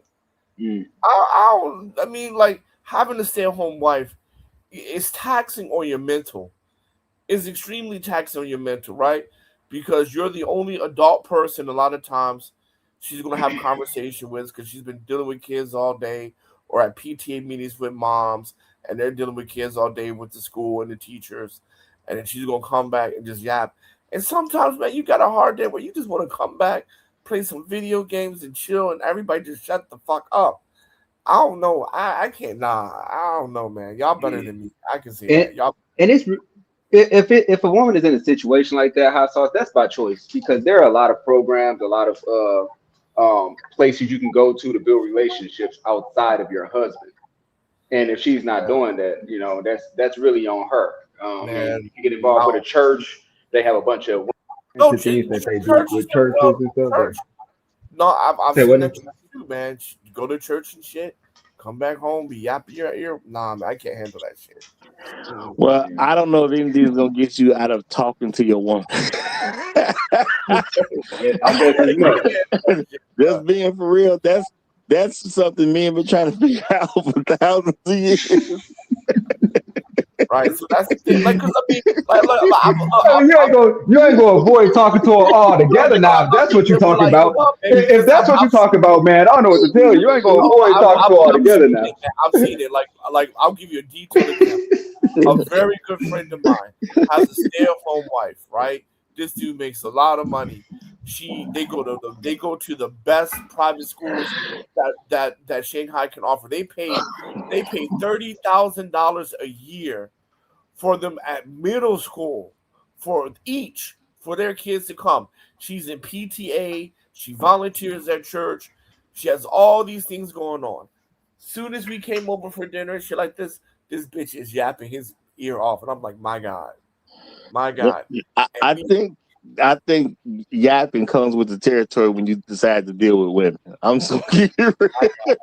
It comes with the territory.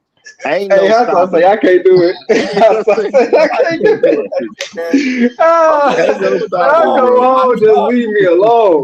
When I come home, just leave me alone. You know how many niggas are sitting in the car for 30 minutes to an hour before they walk through that front door? Y'all, I'm not crazy, niggas. I'm not suggesting you crazy. I think if you decide that you're gonna deal with women, they talking your ear off and come with the territory, man. They come with the territory. Bro, there are men. Like, why you think Recess not here right now? This nigga sitting in his truck. He don't want to go in his house.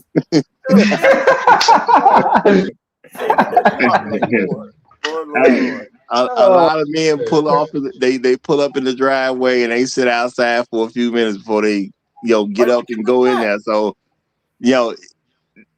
having a woman that doesn't talk is just, I don't even know what to tell you, because they say even some of them, the most shy women in the world, once she get comfortable around her man, it's not that she won't talk, it's just she won't talk to nobody but him. So, yeah, man. But look at the chat. Everybody quiet because they know it happened to them too. I can't do it, bro. I can't. Well, I think I want to say I think talking to him just comes with the territory. We ain't gonna be able to get around that one. It sounds like a wonderful world, but I don't think we're gonna ever get to that point. Shout out to Black Hoover Strike. He says a woman can help to build goodwill for her family and community that can pay huge economic dividends for her husband and their family overall. I have made lots of money via my wife making friends. Now, that is a beautiful thing. That is a beautiful thing.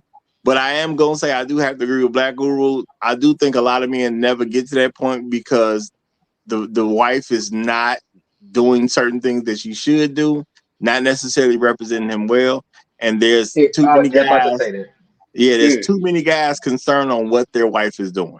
Because on the flip side of that as well, there are men out there actually losing money because of their wife and her friend, because she paints him in a negative light to her friends and to everybody in the community. So yeah, it's double-edged sword right there, man. Yep, that nigga ain't shit. And nigga ain't shit. Yep, nigga ain't shit. Yep. Yeah. So my thing is, like, we got this idea.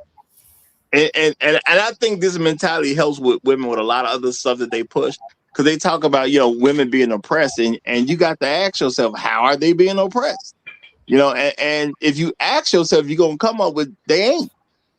I did a show not too long ago about women's oppression. I started looking at all these different periods in time where women were supposedly oppressed, and I couldn't find it.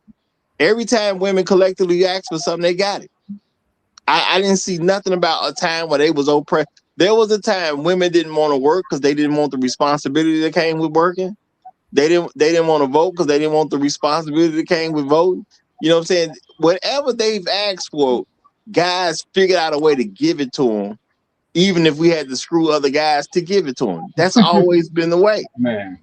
So now when we talk about stay-at-home wives are somehow oppressed, or if we only pay them for their services, and if it was just the minimum wage, and I'm sitting there like, you ain't paid for none of that gas in the car, so what is you talking about?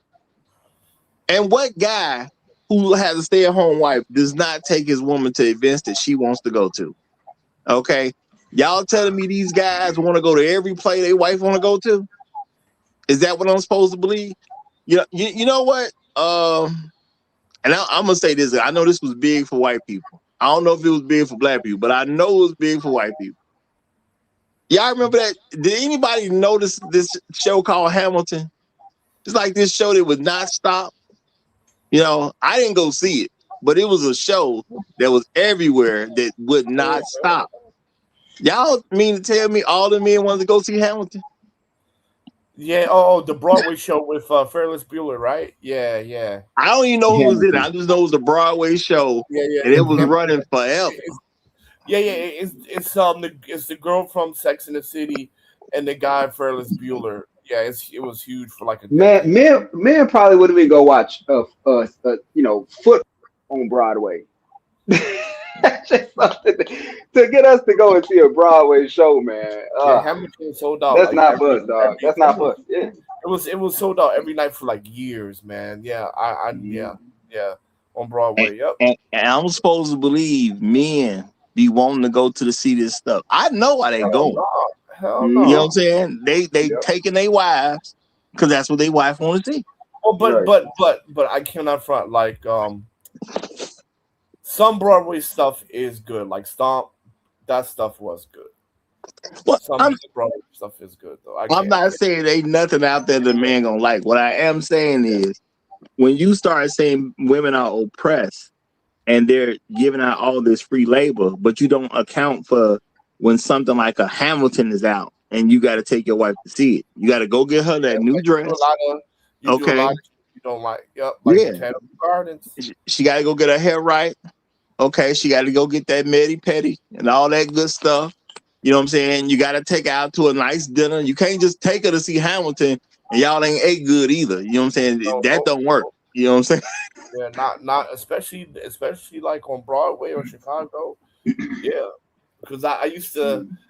Yeah, man. Yeah, I used to date girls who like to be cultured. So you go to the orchestra, Shanghai Orchestra, or the we saw the Harlem Boys Choir, but I chose that because they came to China once, and Cats. Right, Cats is another thing, right? Niggas ain't trying to see Cats. But that show was running forever too. That Yeah, show niggas definitely ain't was trying running to see forever. Cats. Hey, You let me know, ask you this. Let me I ain't ask you heard, this. hold on. I'm gonna say I ain't heard one man, brother or none, ever say, "Hey, did you see Cat?" It was great. Yeah. Oh, In my entire life, and I think that was playing when I was a kid. Ain't no guy ever said, man. "Man, did you Cats is see still Cat?" going on right now, You see man. that, man? That shit won't die. Oh my That goodness. shit won't die, man. uh, now let me say real Yeah, quick. Shout out to Black Rule Strike. He says if your woman is not helping you make and save money, why the hell did you pick that broad? I think that is a fantastic question that everybody should always ponder. Okay, you can. especially before you technically with her for real. Is she Yeah. gonna help you make some money or save some money? Because if she So, ain't, I don't know what you Well, call yourself signing well, up for. here's the thing. You can pick them. You can pick hold them, on, right? But that doesn't mean they one second, won't change. one second. Go ahead. Roger, can you highlight Truth Teller's Okay, I was definitely gonna get the truth teller. Highlight truth teller's comment. Give me 1 second. because most of the time me and that nigga disagree, but I appreciate him today. I know you ain't talking about this one. Yeah. Oh man. Oh, that is funny. Truth teller, you a fool, man. Right?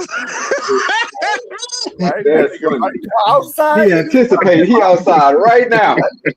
parking lot at Oh 11:30. boy. Like that nigga came home for lunch. And that nigga like, God damn. Woo, man. I Walking was there. whooped the other day. A chick called me about 2 a.m. wanting to talk. Oh hell no. Why you want to talk at 2 a.m? That's all I that think thing. you didn't pick up. I don't know if you was picking up what she was putting down with that call right there, right? 2 o'clock in Nah, the it morning. wasn't one of those calls. It wasn't one of Oh, those. She okay. wanted to talk. And I'm like, this ain't talking time. This now, if she was talking about that other thing, then okay, but this ain't time just to talk. No. You know? Yeah, I can't be doing that. Like, unless you call him like, hey, my mouth is empty, then you go over there. Right. Yeah, that's my thing. Them booty call hours now. Use them for what they made for. Them booty call hours, okay? I don't want to just talk at 2 a.m. now, okay? I mean, shout out to the people who want to talk at 2 a.m, but I definitely didn't want to do it at that particular time. I was whooped, okay? But my thing is, y'all, there's a lot that goes into a woman being in position where she can give this quote unquote unpaid labor. And a lot of this stuff is pretty nice for her. Okay. She drives better vehicles usually. Okay. She wears better clothes usually, fancier stuff or whatever.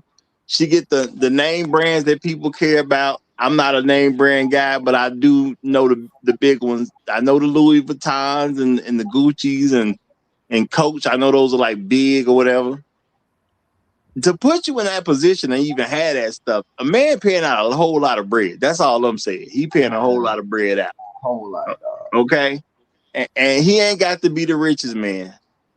But if you paying this stuff out and that just means, I mean, the less you make, that just means the bigger your sacrifice. And a lot of people forget that. It's one thing when you make $120,000 a year and you buy somebody a Coach purse. It's a whole other thing when you only make 75 and you buy her a Coach purse. And if you only make 60, that's really something. Especially if you're getting something real. Okay, because I know that real stuff go out. That real stuff get real expensive. Now I'm not gonna tell y'all I know the real pricing of this stuff because I don't buy it. I'm just I'm gonna say that right. I'm true to what I say. I don't buy nothing that I don't want her to have. And if something goes south with us, I cannot get you something that I need to concern myself with because I'm not coming to get it back. So I ain't gonna get you the big stuff like everybody else. And I said before, y'all, I ain't getting no woman no jewelry unless I'm getting an engagement ring. That'll be the first person jewelry she get out of me. Okay. I ain't saying don't do what you want to do. It's your money. Knock yourself out. But Hey, I Roger, understand stuff take hours. Roger, Go ahead. Roger. I've seen guys give up their life. I've seen them lose years of their life trying to give these women these expensive cars, these big houses. I've seen guys work 2, 3 jobs, not get any sleep, age themselves by years, and not even get a little bit of appreciation. Yeah, it ain't worth all that for me. And I'm just keeping and I'm just keeping it real. It just ain't worth all that for me. You know, I You be say you're looking at trying to, women, have that LeBron receiving liner right now, man. bro. Oh yeah, man. I don't see them do it because I know how much they make, and I know they don't got their wife a little baby Benz and whatever, and got a big house, and I see them die 15 years before they're supposed to die, or 20 years before they're supposed to die, because they See, work themselves to get her what she wants, and then some of them don't even appreciate it. 2 or 3 years later, they with somebody else after you're gone. and my thing is, if I got to die 15 years early to make sure you good, I'll just live 15 years longer. You ain't got to be good. I ain't doing that one, man. I'm just not signing up for that. It just is what it is. Okay. All right. Look like I missed something from Black Room. He said when your woman creates a good home, it frees up the man to be more productive in his efforts. Why? I mean, which enhance his earnings. Also, companies are more likely to promote men who have stable families. And that being the case, you know, that's enough reason right there why if you're not good with your woman, I'm gonna say it does affect your income. Okay. When you can't focus at work the way you need to because you're thinking about something that has something to do with your woman, you miss stuff. It's just that simple. And when you miss stuff, you're just not as good of an employee. And when you miss stuff, when the promotion time comes in, you may have came in the same year as that other guy, but you missed this and you missed that because you was thinking about her and he wasn't thinking about his woman and he got the promotion and you did. It could be that simple at the end of the day. Okay. You having issues with your wife and you was late 5 times in the last year. The other guy who good with his wife, he wasn't never late. And that might be the difference maker. You know? Yeah, sometimes we forget a promotion, sometimes it come real close. You know, sometimes it's real close. It just ain't that much of a difference between why this person got promoted and why the other person got promoted. You know? But if you got a bad woman, it's probably not gonna sway your way. That's real talk. You know, one guy might have got a promotion because everything was cool with the both y'all, but one of y'all women came up to work that one time. You know, what you remember that time Michael had his wife come to work? She was arguing outside. They was arguing, you know, you know, you and Fred might have been neck and neck, but that one time she came up to the job might be the very reason why he now make $3 an hour more than you do. You know, it could be something that simple. And don't let it be a real promotion. You know what I'm saying? Because you know, when you start getting into corporate and big promotions and you know, big bonuses and things like that, they ain't playing with you. They ain't got time for nonsense when you getting up there. You know, so it is what it is. So I think Black Rule is extremely right. But I do believe we as men need to start really thinking about all this stuff that we do for women and not even worry about being convinced that we are oppressing them or somehow taking free labor from them that we didn't deserve to have. You know what I'm saying? Why shouldn't you do my laundry if I'm paying for your car? I don't get And you it. see, if you mess around and you put the wrong woman in that situation, she's find reasons and excuses to not uphold her duties as a stay-at-home mom. All right, it's going to be some BS mental health episode that she's dealing with. Oh, I'm depressed. Oh, to go see a therapist, or it's like I'm feeling down, I'm not motivated. Like, okay, well, I don't get to not go to work when I feel down and not motivated, or if I feel sad. So why do you?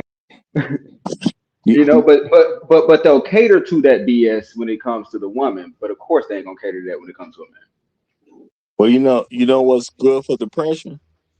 Achievement. But that's the thing. That's the argument, though. I don't feel accomplished just being a stay-at-home mom. I feel as though my life is for you and the kids, and really, it is. I mean, really, if you got a problem with that, you got a problem with God Himself. My thing is, you ain't have to get married. You ain't Right? have to get Exactly. married. Exactly. Yeah. So yeah, I ain't trying to hear none of that. Right. Now, shout out to Floyd Thompson. He coming through on the Cash App. Dropped the 557. Appreciate you, brother, and appreciate the Trail Bentley tax. He says hashtag dealing with in-laws tax. Now that's something too to think about too. Not only did you got to pay for her 100%, now you entangled in the in-laws as well. Okay. And people gonna want you to do something for them in-laws. That's gonna happen. Okay. In-laws do make a difference, especially the in-laws who won't get themselves together, because everybody got somebody in the family who won't get themselves together. But now that's your in-law now. So now you getting dragged into whatever he or she ain't doing to get themselves together. And shout out to God King. He just dropped $5 and said slaves always do what their masters want and like. Okay, slaves always do what their masters want and like. Okay, now I'm gonna say that's deep. I'm gonna say that's powerful, but I'm gonna say keep it real, because if you ain't careful, you the slave. Okay, and they're saying all this stuff to condition us to accept slavery, if you ask me, because they want you to feel bad, talking about you got free labor from her. Oh, so how do you repay her? You let her be your slave master. Hey, you preaching now, man. You know. You preaching now. I think that's actually the ultimate goal right there, for real. All right. Make you feel guilty if you're not subscribing to that BS, man. Absolutely. I ain't trying to hear that nonsense. And it's a whole ecosystem that support that narrative. Yeah, but hold on before you go, Credit. Before you go, shout out to GBR, y'all. Great Black Reset dropped 20. He says paying for my comments to get read. Okay, so he must have dropped something in here. I hope you dropped it already. No, he ain't dropped nothing yet. So I guess he gonna drop something. Just take the $20. Yeah, I don't think he's talking about these comments that's already been done. just say thank you for the $20. They in the chat. And don't put nothing he say on the screen. Hey, Reset, if you want to be heard, you're gonna have to come up, man. Take that $20. No, thanks for the donation. They in the chat going crazy, man. They in the chat going crazy. Yeah, are you trying to tell me to say your comments, because it look like you in a tiff with Truth Teller? Look like are you trying to get me to read that? Creator, go ahead, brother. Go ahead, Creator. What's happening, y'all? What's happening? So that video was real interesting, man. Hold on, real quick. Let me do it for him. He literally just dropped in. He said, "I'm absolutely talking about my comments." Okay, so he want me to read obviously some petty comments he got going on. Okay, he said nah. I was saying, all right. I was saying, you want to read some petty comments you got going on with Truth Teller? Oh no, he ain't just Truth Teller. He going in. They down there. It's a Royal Rumble down there right now. But you got it, Credit. You got it. Shit. What's happening, y'all? But no, the video, man, was real interesting, especially the little cute broad with the locks, right? The feminist. You know what I'm saying? Mm-hmm. She came in and her first thing was she wanted to assert herself, F the patriarchy, right? And then go on to read some statistics that would, benefit, because you don't like whatever it is, you're going to always find statistics to support what it is that you don't like. So, her statistics, and it didn't matter. Here's the one statistic that do matter. Men are just better parents. They are the better parent statistically. And this ain't me saying this. This is any statistic that you're going to pull up. The metric is going to say that the man is the better parent. Even if he's a single parent, he's the better parent. So I didn't make this up. This is just the behavior and what the statistics say about the behavior as men, we as being parents. And absolutely a stay-at-home dad is a luxury, but a luxury that any man can afford if he properly sets himself up. And I always say, what is it that you really want to do in life? You got to be true to yourself first. And what is you truly want to do in life? And I was true to myself. I don't want to do shit. That was me. Now I can't tell nobody else. Think about that. Appalling for me to say that. But what I really meant is I don't want to trade my time for money. I want to have to be forced to take myself away and not do something because I have to go trade my time for money. Meaning I want peace of mind is important to me. So whatever I got to do to be at home, which gives me peace of mind, that's what I'm going to do. And I'm going to choose the woman that's cool with that.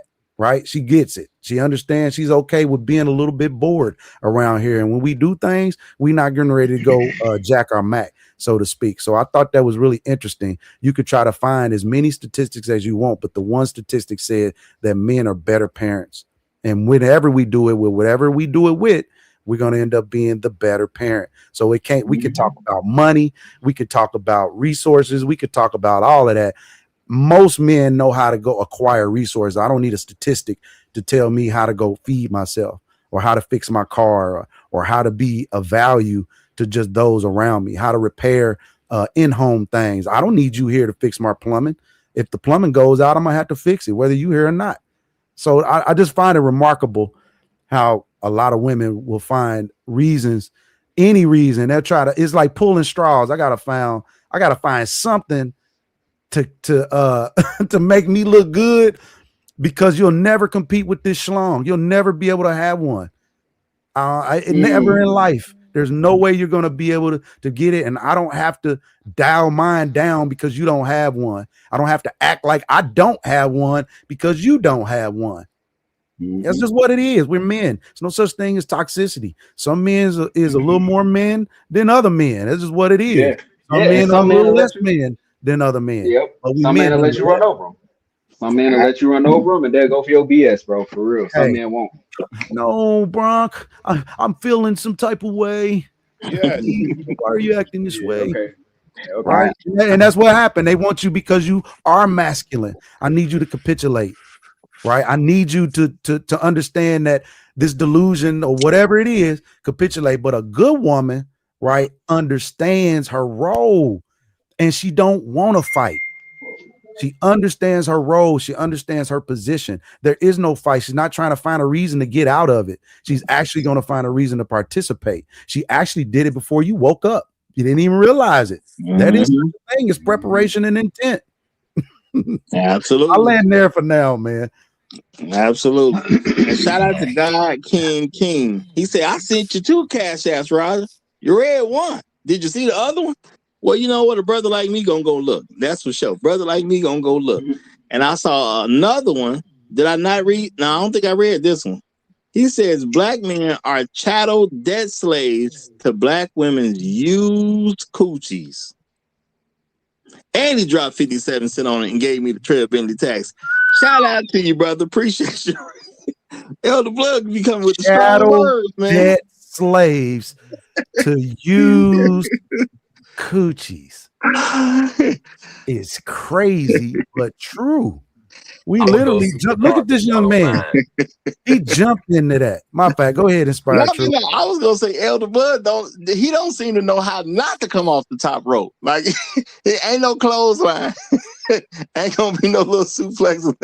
He gonna do something where he coming off the top rope on you.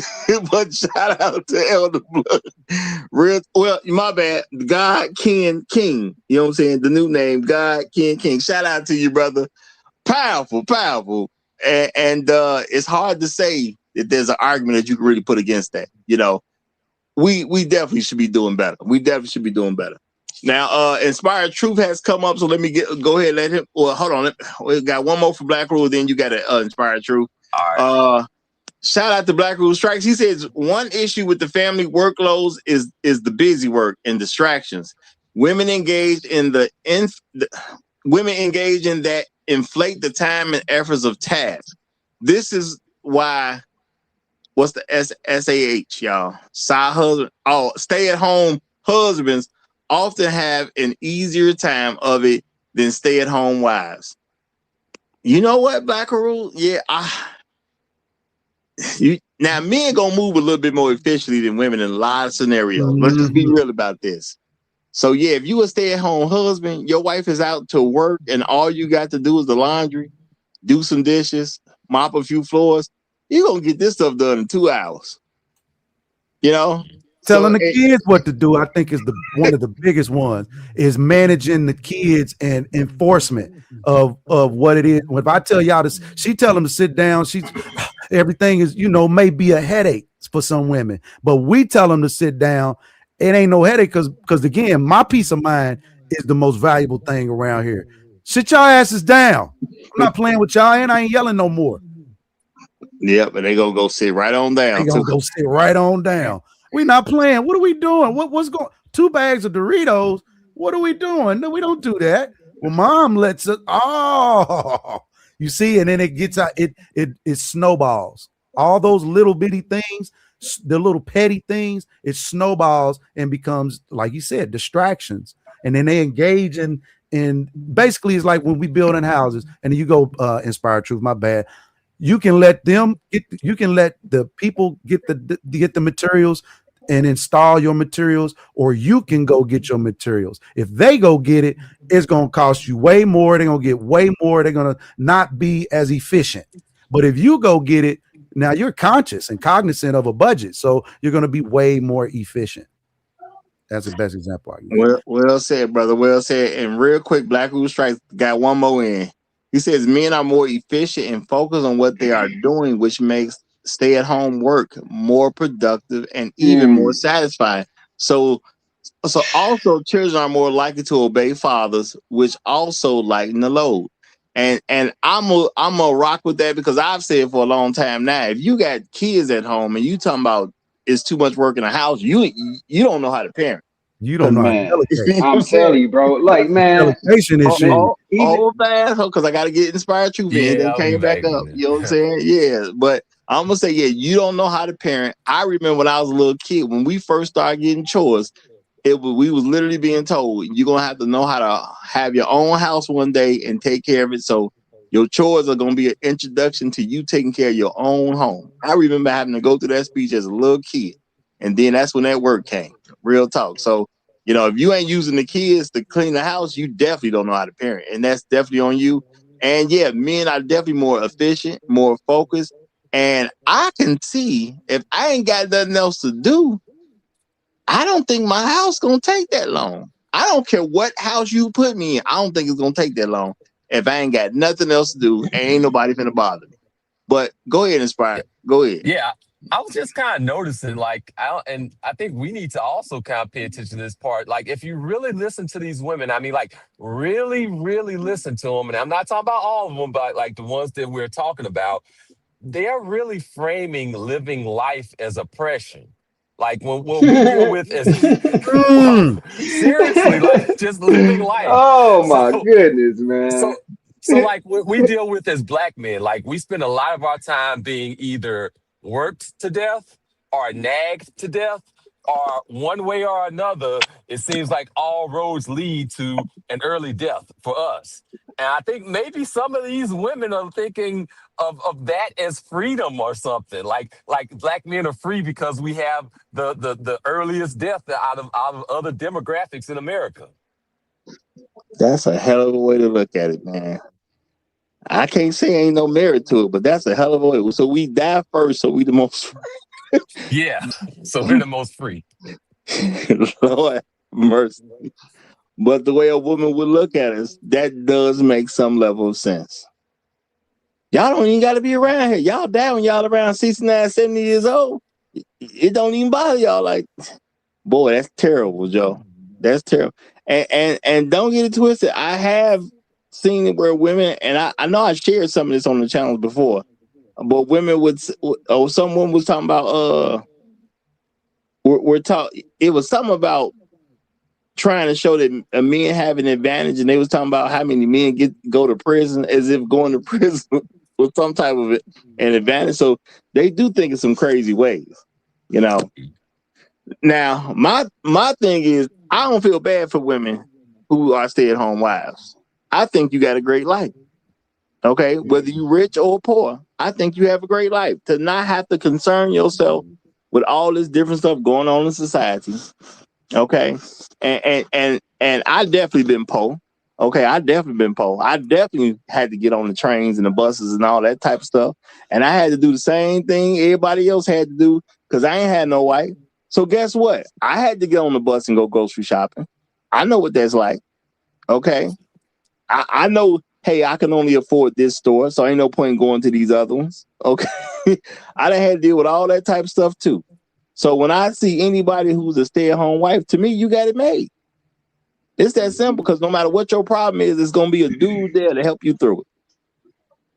You know? It's funny. It's funny, Roger. I never really even realized how easy it was being a stay-at-home parent until I left my ex-wife and experienced the experience of being a single father. The easiest part of my day in the midst of the work that I have to do is taking care of them.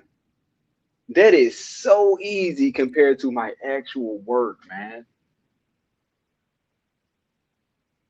Well, I've always consistently said that, it's way easier than having real jobs. And I don't care what your job is.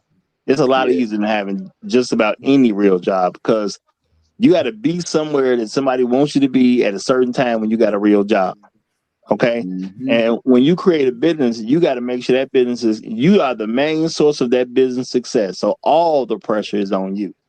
So you're definitely not going to get it if you starting a business, and it don't even make no difference what kind of business it is. Anybody trying to get a business off the ground, because you got to get it off the ground at first. There's a lot of work into that to make a business successful.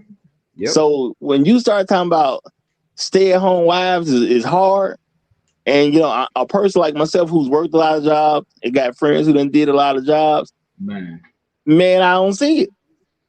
But people say, well, it's wrong for you to say something like that. No, I don't see it, bro. I don't I don't see it's it. easy, man. It's easy. Yeah, it hasn't taken me more than an hour to cook a single meal. I mean, if I'm doing like a soul food or something, you gotta prepare for that. But It's not nearly as much they make it seem. When you hear from them, if you just listen to them blindly, they will tell you it is a 24/7 job. No, the hell it's not, man. I mean, shit, if y'all want to do, I ain't gonna lie now. If that's something you want to do, for everybody, kudos for those that, want to, be house husbands or housewives or whatever. I mean, I think it's just liberty, and how I look at it like, this is how I take care of myself, whether you here or not. This is what I'm going to do. And now since I'm forced to be roommates with certain people, then again, this is how I'm going to live regardless if you here or not. And I'm going to make it hell on y'all if y'all don't maintain my peace of mind. I don't want to see a certain way of life.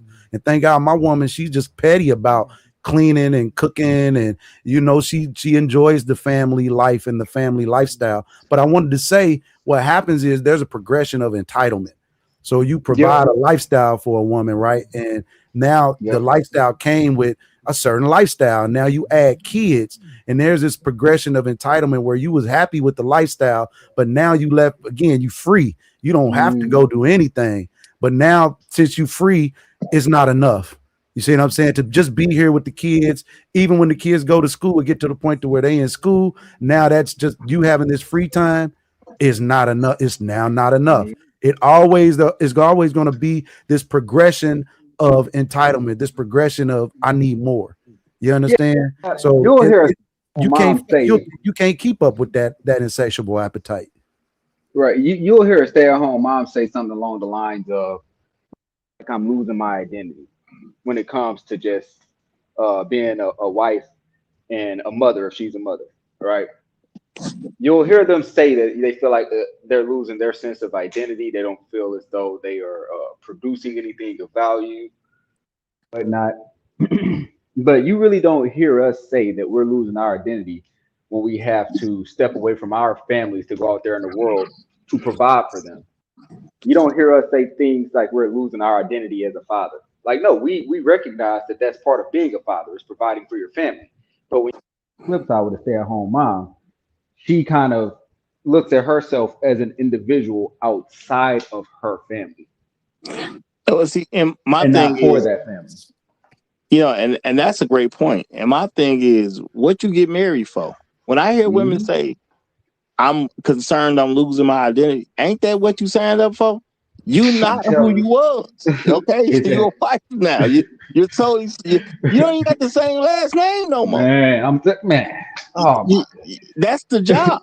You're supposed to lose yourself into the structure of the family. That's literally the job. So when I hear women say that, I do believe it's because of this entitlement that's being pushed. And I'm gonna say, just like this article they alluded to, and this video that Passport OG put together, this is what they pushing the women. Why would mm-hmm. who you supposed to be? You a married woman now. You're not supposed to be the woman that was single. She didn't have nothing to do. You got plenty to do. And if you are blessed where a man is putting you in position for you to stay at home, because keeping it real, it's a blessing that you could be at home. Because no matter how rich or poor that guy is, the world out there has problems. And it's a way for you to avoid most of them. Y'all know people die at random shootings.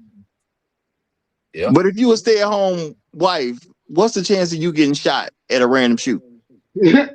Much less. Hey, Bronx, And here's Bronx, hold on, Bronx. I'm the #1 DJ. They got me out here being a mechanic. I lost my identity. I'm supposed to be this #1 DJ in the country. Oh I ain't supposed to be man. up here turning these wrenches. I lost my identity. Somebody. Hey, Roger, how you feel about starting the Roger Report live and not launching that rap career of yours, man? Yeah, You feel like your identity was not at all, brother. Not at all. I mean, our brother did what he had to do. man, I come on mean, now. Come on, dog. and real talk, man. Do y'all have anybody noticed that people have accidents every day? It's a lot of people that go into traffic and don't never come home. And then some of the yeah, they people who went to make it work. home, you don't come home the same way you left. Man. And when you are a woman who can be at home because your man is doing whatever he's doing to make it where you ain't got to go. And I'm not saying no guy got to be the richest dude. He's just putting you out there where you don't have to worry about a semi truck accidentally taking you up out of here. You ain't got to worry about that. And then it's framed as we oppressing women because we're taking free labor from them. She ain't never got to worry about no semi truck going, knocking the top of her car clean off, separating her body from, separating the top half of her body from the lower half. She ain't got to worry about none of that because she get to stay at home. And you telling me I'm oppressing her because I'm taking free labor? It sounds like madness to me.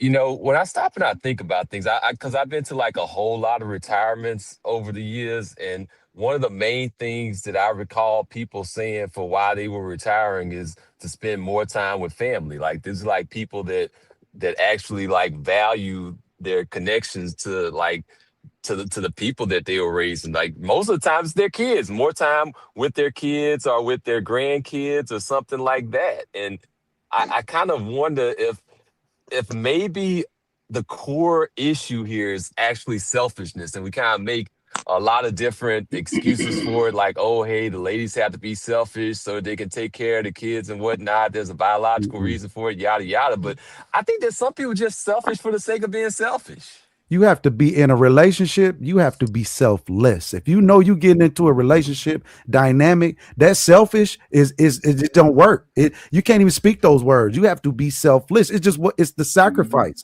That's the surrender. But also you have to choose the type of woman, and that woman got to know what type of man she is. You can live off of whatever. I mean, in America, you truly could. If you just choose the lifestyle that you want, $100,000+ lifestyle, they're gonna come with a different type of accountability. What did Stan Lee say? With great power come great responsibility. You understand? And that is facts. It's crazy comic book, but it's facts. You can't expect to be with a high level man and there not be a high level of accountability and responsibility that comes behind that. Meaning you not just, unless that's what he hired you or got you for, put you in position for as a wife, is just to be a I guess a paperweight, then okay, I get it. But most relationships and most dynamics is not that. So you have to deal with the man that you with. You can't expect this $100,000 lifestyle, and y'all not even making 100,000 between the both of y'all.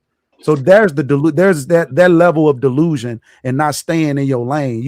Everybody wants to live this $1 million lifestyle and get their hair did and get the nails and the cars and the insurance and but everybody's not making the same. The dead load might be the same, but the income is not the same. That's the reality of life that I think a lot of couples don't want to accept. That's y'all not them people. Y'all need to be in a car that's paid for, no payments. You need to have your house paid for already, no payments, no mortgages and things of that nature. So you can make it work. It's not necessarily a finance thing. It's a delusion thing. People don't want to stay within their realm, within their budgets. Well, I think the main goal is to teach women to be ungrateful. So selfishness is going to come in because there's going to be a lack of appreciation.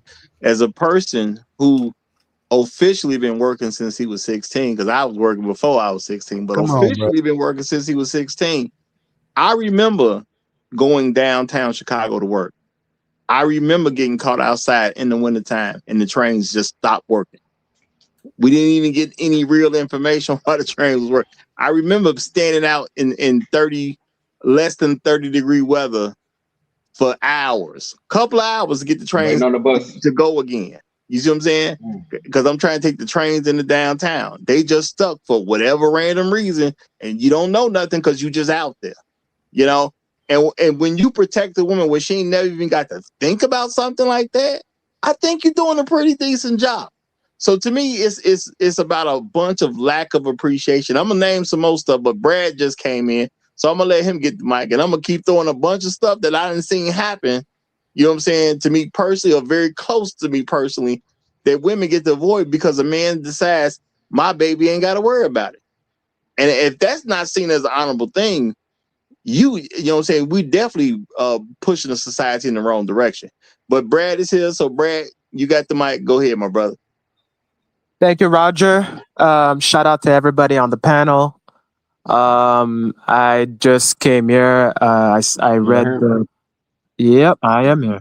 I read the title of the video, and it says, "The women should be lucky that there is even a such thing as stay-at-home wives," and I couldn't agree more. I mean, honestly speaking, if we as a society and as men, we all collectively agreed, and regardless of the culture and regardless of the socioeconomic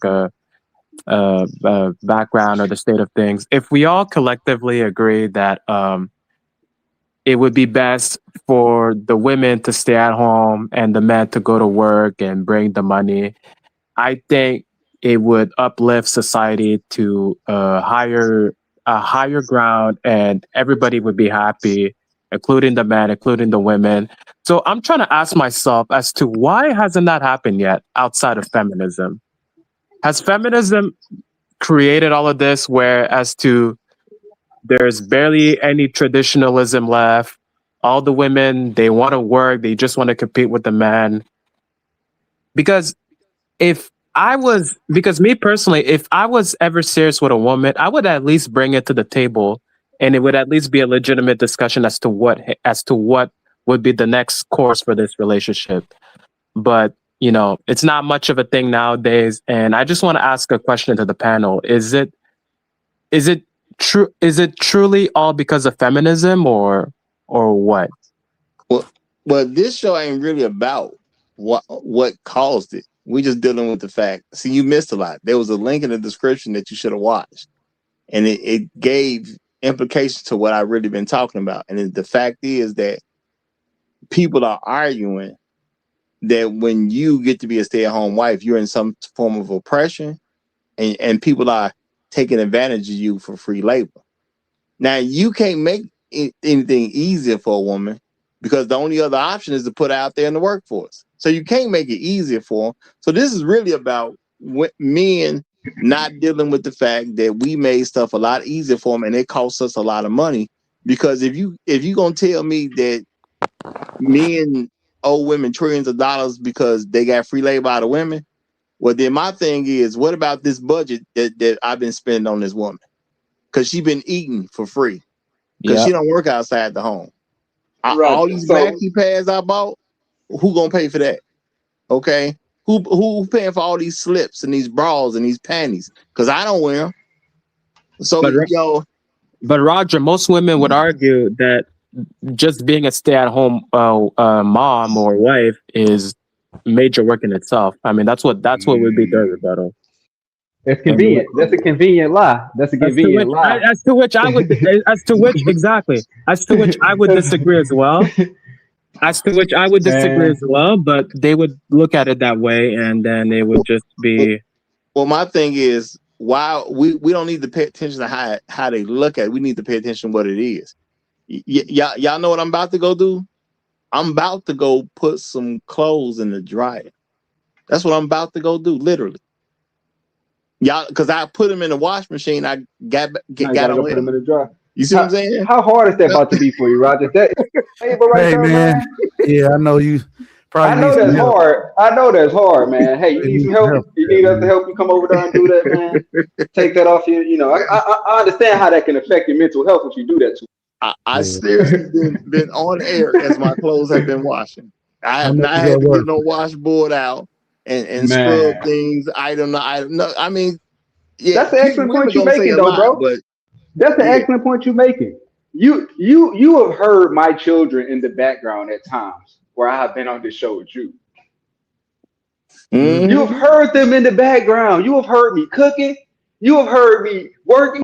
Me doing something of everything while taking care of the children. Come on, man. Once they hear it is what it is. Once they hear it, if I have to take on that responsibility, now that's why we get assistance. It's because I don't want to do it. Now, if I got to do it, I'm going to do it properly.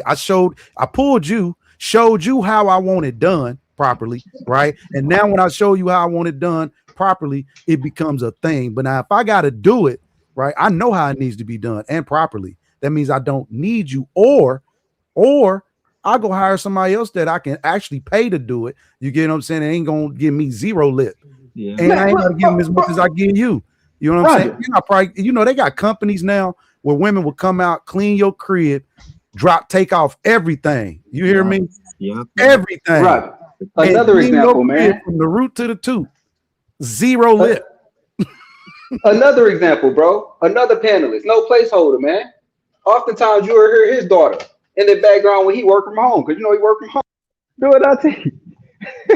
and he's still being a father, man. Man. And he's still finding some time to help out. I believe even with the wife. Come on, dog. It's not hard. It's not hard. How can you work a full-time job? Like, because we have the work from home option now. How can men work full-time jobs, work from home, and still be present for the children, but women with no job? Their only thing is to stay at home and take care of either themselves, and if they have children, themselves and the children. Yeah. And they complain about that. They complain about that. We do a lot more with work to do. Come on, man. Stop a lot of what you're talking about. You're talking about participating in humanity and being a human. But I'm telling you, like, these chicks do not want to be human. They don't want to be human. Yep. Inspired Truth said it, man. He said it's a whole challenge just to live.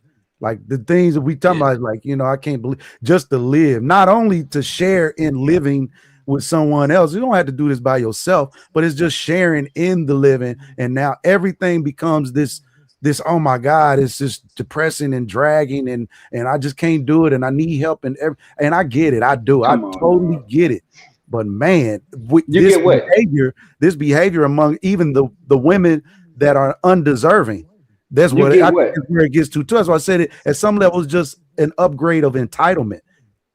What do you get?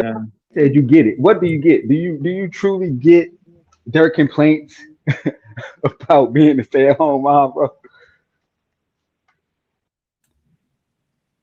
Now you know what? Listen, you're gonna hear, and this is what I call management, bro. It's like management. In life, there's different dynamics for every household.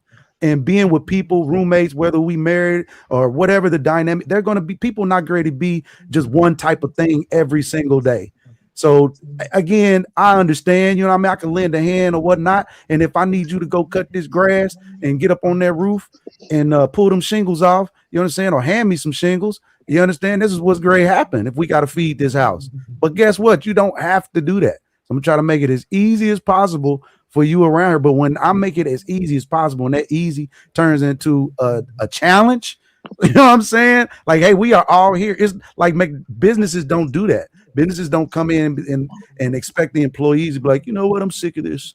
No, we need people who's not sick of this. I don't want those I asked you that. I asked you that for that though, because if I think it's dangerous if we do get it right, because if we are understanding of the complaints, we essentially also simultaneously validate that complaint, right? So if we allow our wives who stay at home to come to us and be like, this is stressful, this is too much. If we get it and we are understanding of that, then we fall into that trap. We fall right into that trap. So I think I see where you're going. I also see how we got there. Like, I think that life can be a lot sometimes, but just because life can be a lot sometimes doesn't mean that life is a lot all the time. You know, like it doesn't mean you just kind of check out on humanity and say like, yeah, somebody else, take the wheel. Yeah, somebody else got it for me. Yeah, So, but that's what I believe they're trying to get us to. If we buy into their complaints, they're trying to get us into taking over more and more of the load. And you saying that's the entry. That's the entry. The entry is being understanding that the load. Exactly. And I'll use my own personal example. Yeah, I get it. I get example. When I started to become more understanding, quote unquote, my ex-wife would say when she would make complaints about being a stay-at-home mom, I would do things like hire a cleaning to clean the house. I would do things like take the children off of her hands for a few hours, right? I would do more to try to cater to make life more comfortable to her, man. Bro, I was there too. Like the whole getting a service, a cleaning service, not the cleaning crew for the house, but like a cleaning for the clothes, like putting in a bag and then having the service take care of like cleaning and then folding and whatever the clothes. Like he still to plan afterwards. I'm gonna say shout out to y'all for doing something to help, because the fact that I'm here is your help. That's how I look at it. I mean, I just put the clothes in the dryer, y'all. I'm telling you, man. This ain't that difficult. Roger, someone is a tyrant, because I don't help my wife with nothing. I put more stuff on her. I tell her, let's get this stuff done, because we're a team. We're a team, and sometimes I need her to do more than what I do. But you know what? But I protect her and keep it straight. But sometimes she got to do more than what I do. And when she's at home and she's not working, I tell her she's supposed to be trying to find a way to save us money. Get them coupons. Really go shopping. Not just shop here because there's something cheaper on the other side of town. You need to go to the other side of town and get it cheaper. That's how you can make money. Women used to do coupons and save. That's how, if you're going to be a stay-at-home wife, you're supposed to do things like that to save you money, to make money. Man, like I say, I'm telling you. to understand, you put some stuff on the schedule so that we don't have stuff going past due. They're supposed to be doing a lot of work for you. Shout out to Black Who Strikes. I'm gonna touch on something you said, brother, in a second. Black Who Strikes says you're not going to be able to do enough for a lazy, selfish, entitled, delusional female. In fact, the more you do, the greedier they will get from what you want to do. Now, and I'm 100% agree with that. And I'm gonna say, shout out to what Tunnel Runner just said. If y'all want to make life easier for a person, because if it's a stay-at-home wife, we ain't getting rid of her no time soon. So if I hear her complaining, you know what I think will work just fine, because I've seen it work in so many other instances. You just give her way more to do. When you give somebody way more to do, that little bit of stuff they had to do don't seem so difficult anymore. So a great response to somebody saying, I got too much to do, is make them do more. Now, I've seen that work consistently in my life in all types of scenarios and all types of relationships. Okay. You take on a job. Y'all ever had you get a job? Remember when you first got the job, it was difficult.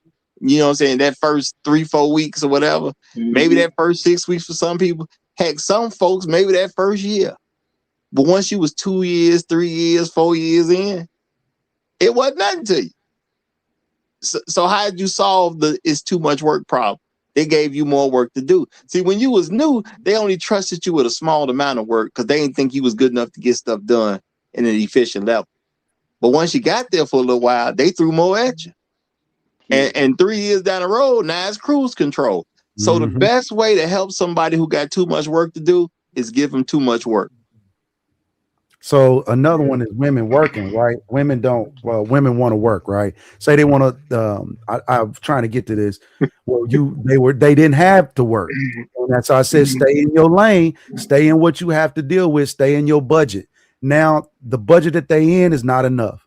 I don't want to sit here and live off of, let's just say $60,000 a year, but y'all don't have a mortgage or car payment, right? You got a vehicle and you got a house, but you don't have a mortgage, have no car payment. That's not enough. 5,000 or 1,000 a week. Let's just say roughly 1,000 a week is not enough. When it really is, if you depending on what your lifestyle is. So now it's not enough. She decides to now get out here and work because she was stay at home. She could do this for that minimal. You still go places and do things depending on how you budget, right? Now that's not enough. Because why? Because now you want your freedom and you just staying home. You not staying home now requires you to get out into the world, and getting out to the world, guess what? It costs. What does it cost? Costs you got to keep your hair done more now. Got to keep your nails done. Got to be different now. Now you're going to places. Now you're separate. You understand? And now that costs. So now I'm not paying for that, right? It's usually how it is. So now you go get a job. You went from freedom, right, to paying for slavery. Yep. I'm telling you, man. That's went from freedom, literally paying for slavery. All for what? I say all for what, right? Chinese trinkets. You went to work so that you can buy more Chinese trinkets, more Chinese hair, more services that you have to pay for. You ain't gonna get a job to go.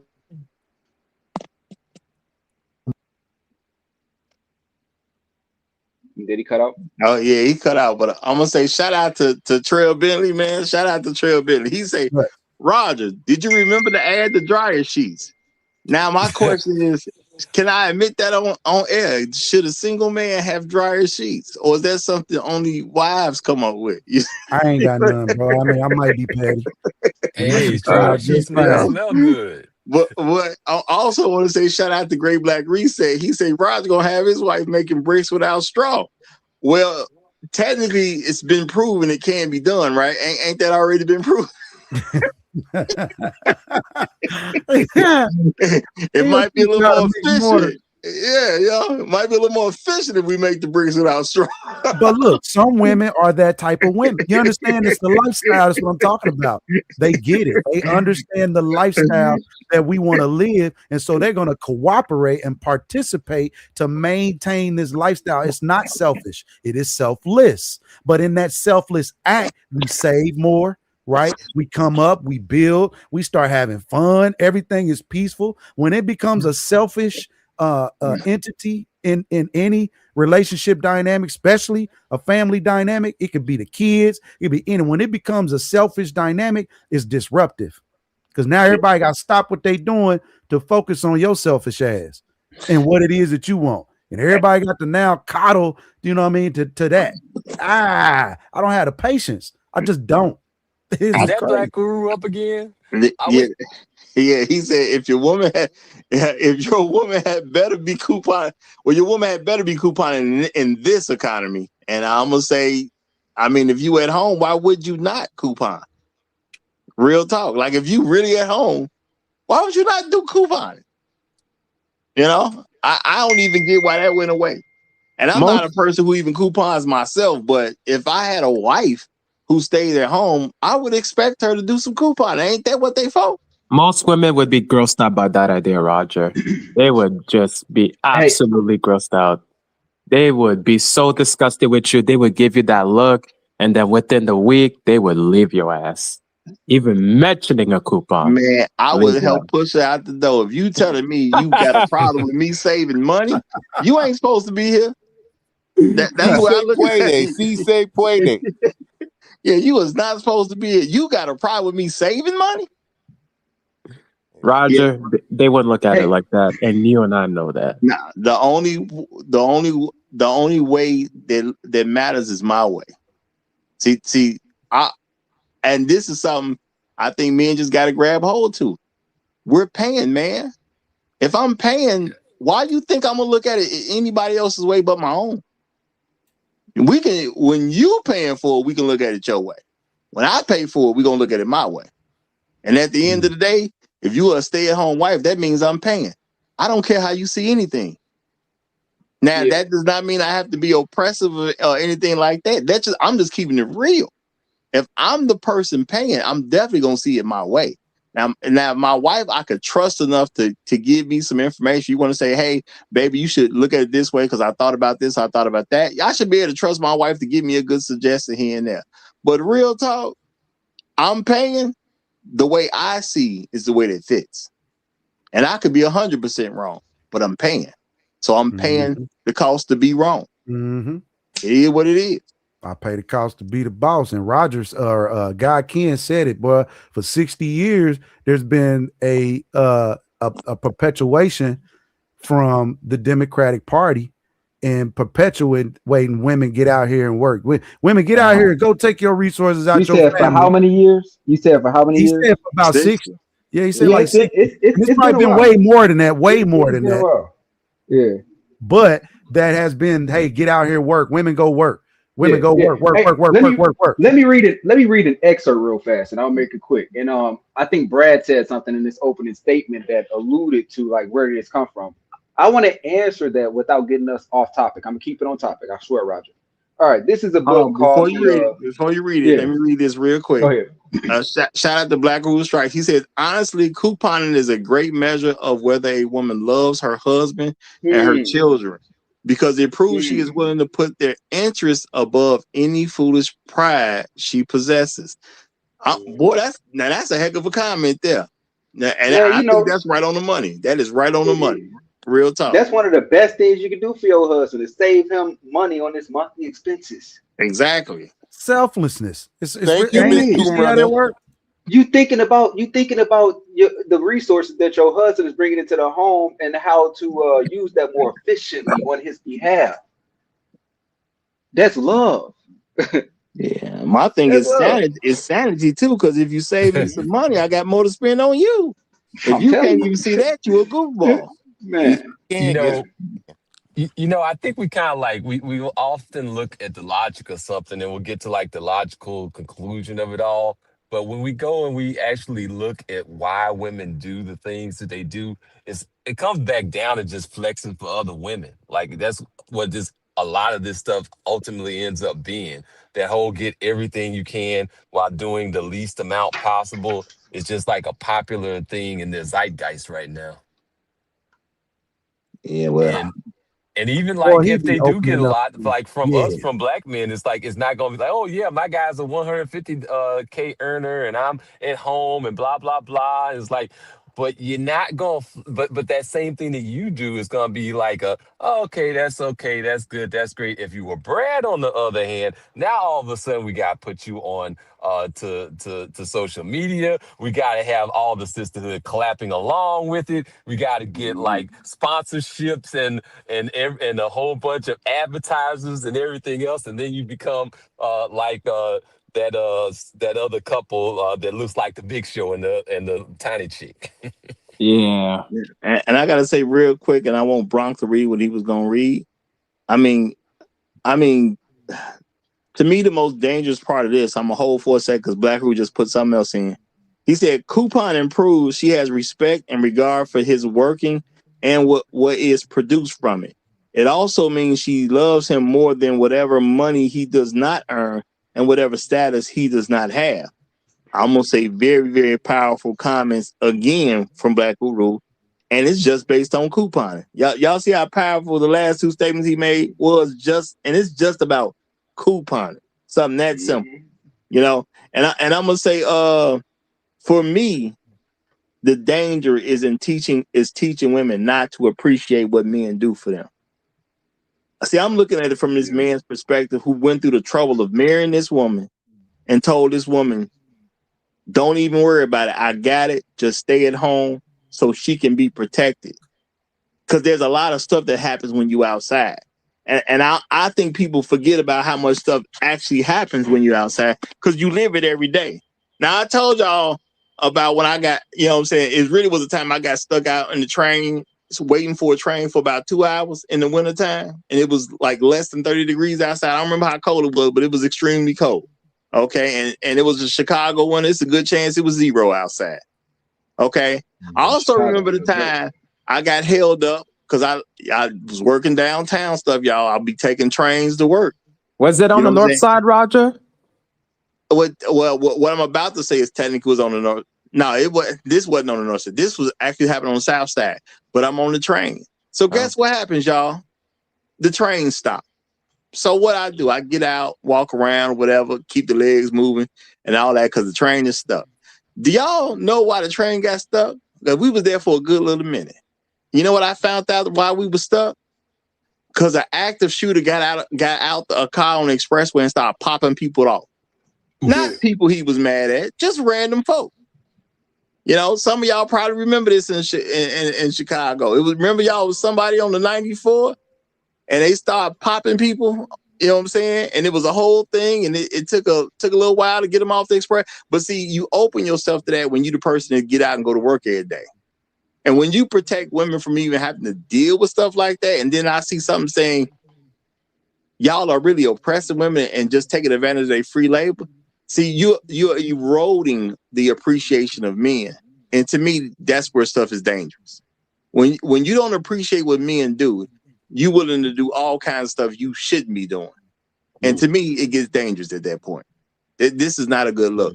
But go ahead and read what you wanted to read, Bronk. I just wanted to throw that out there. I'm gonna throw something else out there. So this is an excerpt from a book that I'm reading through right now called The Feminine Mystique. It was written by Betty Friedan, who was a big proponent of second wave feminism. Okay, this introduction is by Anna Quindlen, who used to work for the New York Post. I think she actually won a Pulitzer Prize, but she writes in the introduction, quote unquote, I called it the problem that had no name because women were blamed then for a lot of problems, not getting the kitchen sink white enough, not pressing the husband's shirt smooth enough, the children's bedwetting, the husband's ulcers, their own lack of orgasm.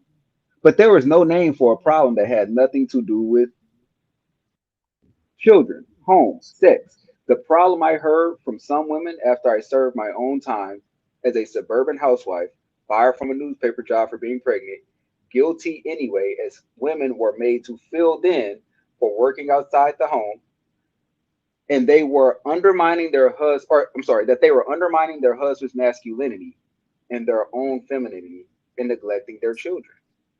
I was not quite able to suppress the writing itch, so like secret drinking in the morning because no other mommy in my suburban world worked. I freelanced for women's magazines, writing articles about women and their children, breastfeeding, natural childbirth, their homes, and fashion. If I tried to write about a woman artist, a political concern, American women won't identify, the editors would say. Those editors of women's magazines were men.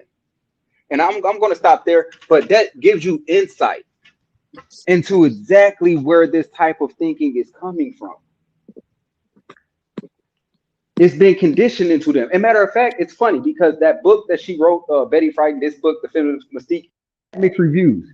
You had one side of women who were saying they never felt this way about being a housewife until they were introduced to these feelings about being a housewife. And then you have the other half, they've always felt that way. I think so that's interesting, man. That's interesting. Women naturally gonna rebel. I remember I said, is it just innately in there? Because it shouldn't be there. And this just ain't just black women, it's all women. depending on where at some point. Even the softest woman or the most submissive woman will rebel, but she'll rebel in her way, right? If something ain't right. Most of the time she's not rebelling because you ain't making enough money, or you're not tall enough, or hair enough. They don't give a shit about all that. They may be rebelling because it's something that they actually want, and to them it's important, to us it's minimal. Those are the type of rebellions you could probably deal with. But to rebel because you can't take several trips in a year, or because you don't feel like washing dishes, or you just don't want to do the frivolous things. I think Inspired Truth said just living life. You understand? This is just regular living life. So it's like you don't want to live your life. So now somebody else has to live their life and compensate for living the life that you don't want to live as well. And because she can't live that life that she want to live in that instance, whether she discuss it with you or not, she got to make you miserable. Why? Because she miserable now. So now you got to be miserable. And you know what? Since you love me, you should be okay with being miserable. Hey Roger, Roger, you know my wife don't use the dishwasher. She washes all by hand. She don't use the dishwasher. It's all hand washed. You gotta wash the dishes by hand. I don't trust them dishwashers either, man. I think I ain't gonna never. I just want to preface. Yeah. And shout out to Black Cruise Strikes. He said, and the sad part is the women I've also seen do the least amount of couponing are black women. Other women seem to have a lot less foolish shame about trying to save money for their husband and family. And I'm going to say that's an absolute shame when you think about it. Without a doubt. That is an absolute shame. There's nowhere in the world black women should be the least couponing women out here. That don't even make a lick of sense. Shout out to my dog, Inflation Killer, who will show you about saving coupons and how to route and maneuver through the coupon world. So yeah, shout out to my dog, Inflation Killer. And shout out to Black Cruise Strikes one more again. He said, Roger, you just reminded me of something I blocked out. I remember something he blocked out. It's that bad, huh? He said, I have been on 2 commuter trains that were stopped because people, white men and white women, self-deleted via train. Saw body parts and everything. Okay. And you know what? When your wife is a stay-at-home mom, she ain't got to worry about that. And he said both times they made us sit on the train for hours. See, these are things that happen that you're protecting that stay-at-home mom for. So that's why I don't like somebody putting in an article like this is levels of oppression and we just taking free labor. Look how much stuff we're protecting them from. You know, but Roger, so from the male's point of view, right? So I guess the ultimate question for us would be is that are we entitled because let's be honest, women feel as if they're entitled to our money, our time, and our resources. So does that mean in return we can kind of say that we're entitled to their bodies and basically be like, hey, strip down naked and let's F? Well, if you say that, there'll be public outrage. But what you can say is you owe me rent. Because while you was over here in this nice neighborhood, not having to do all this X, Y, and Z, and I was getting this quote unquote unpaid labor, you was in a pretty nice neighborhood and you ain't paid me a lick of rent. You drive a pretty nice car and you ain't paid on the insurance, you ain't paid for the gas, you ain't paid for no oil change. You owe me a whole lot of money. Now I wouldn't take it to a woman's body because that'll be so controversial. You'll never get to the real point. But if you start talking about how much clothes you bought her, how many maxi pads you bought her, oh man, bro, how much lipstick you bought her, you better chill out, Roger. You better chill out. You about to get this channel deleted. You about to lose your channel. How many bras you bought her? You about to lose your channel. You know what I'm saying? The meals, Roger. Comedy shows, concert. You know what? The electricity that was provided for her to sit there in one spot for 3-4 hours at a time and just snack. You know what a woman would say to that? You know what a woman would say to that? I ain't ask you for all that. Mm-hmm. Yep. I'm gonna say that you Yep. did because you wanted Yep. to do it or Yep. something. And you know what I'm 8 gonna say? times out of 10, But that's what a but woman would but say. but you took it. But you took No, that's why you put that it. invoice out there. Then y'all put that invoice out there. I didn't ask for all that, I didn't ask for all of You this. used it. And man. I'm a creator. You Man, know what I'm saying? The invoice gonna speak the same. You did use it, so you can talk to whoever you need to talk to about who asked you to accept it or not. That's on you. Every time you went in the fridge and you ate my food, you know what I'm saying? You owe me. It's that simple. You was And I offended, think right? that's the real way guys got to start getting rid of women's Yep. nonsense. I agree, Roger. Brad, I get what you're saying, but I don't think you can have a conversation like that and then you're gonna get to a rational place with most women. You know what I'm saying? Oh I'm yeah, not saying you no. would be wrong, but my thing is, man, there's a lot of bills that come with providing for a woman. And a lot of this stuff you would never buy because people say, well, you would have to buy it yourself. I don't buy panties. No, I would never buy panties. I don't man. buy bras. Okay. I don't buy, you know what I'm saying, certain deodorants made for women. Like I ain't buying none of this stuff. So no, it wouldn't just be bought anyway. I don't wear high heels, man. I You don't know, wear red bottoms. I don't wear a exactly. dress. Well, you'd have bought a house anyway. No, I wouldn't have. It's on record that most men won't even buy a house unless he get married. No, he wouldn't have. He Man, wouldn't have bought squat. He'd hey, have plenty more stuff to do. A lot of other stuff he wanted to do with. Buy a house. Well, my rent would be all over the world. My mortgage would be me paying for to be somewhere different every weekend. Exactly. man, the only reason I got the house I got now is for my kids. The only reason. The only. Hey, it's why my daddy bought his first house. Of course. It honestly is basically the reason that just about everybody buys their first. My nephew, he the latest to buy a new house. He just got married like a year ago. So he bought a house. That's how it works. So to tell women that they shouldn't be appreciative of the spot that we put them in, and as much as they avoid when they don't have to work, y'all know who didn't have to worry about the pandemic? The women that didn't work. They wasn't going out every day. That woman, she calculated 1 trillion dollars. That's what she said, that if they quantified it, the workload that women put in, right? If they just stay at home moms, that would equate to 1 trillion annually. Was that the white lady who said that? No, I think it was the black. No, that was the locked hair black girl, the little cute thing. Oh, got you. And you know what? I'm I'll point this out. Isn't it interesting to y'all that we are literally talking about what stay-at-home moms are owed? But we have a much bigger issue in America, bro. Bro, if we have a much bigger issue in America when it comes to what somebody's owed, man. Oh, bro, I said, why are you doing this? You Come on, man. Woman. You hurting yourself. If we wanted to quantify anything, it would be crazy. Because again, I don't see y'all building with all that 1 point anything. I could be wrong, but I don't see y'all building roads, bridges, stadiums, pathways. Let's just say houses. I mean, let's just keep it simple. I don't see you building infrastructure, educational institutions, hospitals. You know what I'm saying? I could be wrong, but I'm just not seeing that. So stop. That's why I just like stop. You don't want to do it. Black women got alimony before black men got reparations. Yeah. And I'm gonna say, look, because we about to end the show because we about to hit that 3-hour mark. Look, man, I ain't trying to hit. Do y'all know how much security costs? You know what I'm saying? Oh man, you know how much security costs? What Corey Bush was paying $30,000 a month for security, man. Because I've been a security officer, so I know what I got paid, and I know what the company was charging when I was there.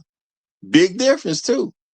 You know, black women pretty safe to be inside some home. You know what I'm saying? Where you ain't got to go to work. You pretty safe. You know what I'm saying? You pretty safe. You know how much that security would just cost you alone? Come on now.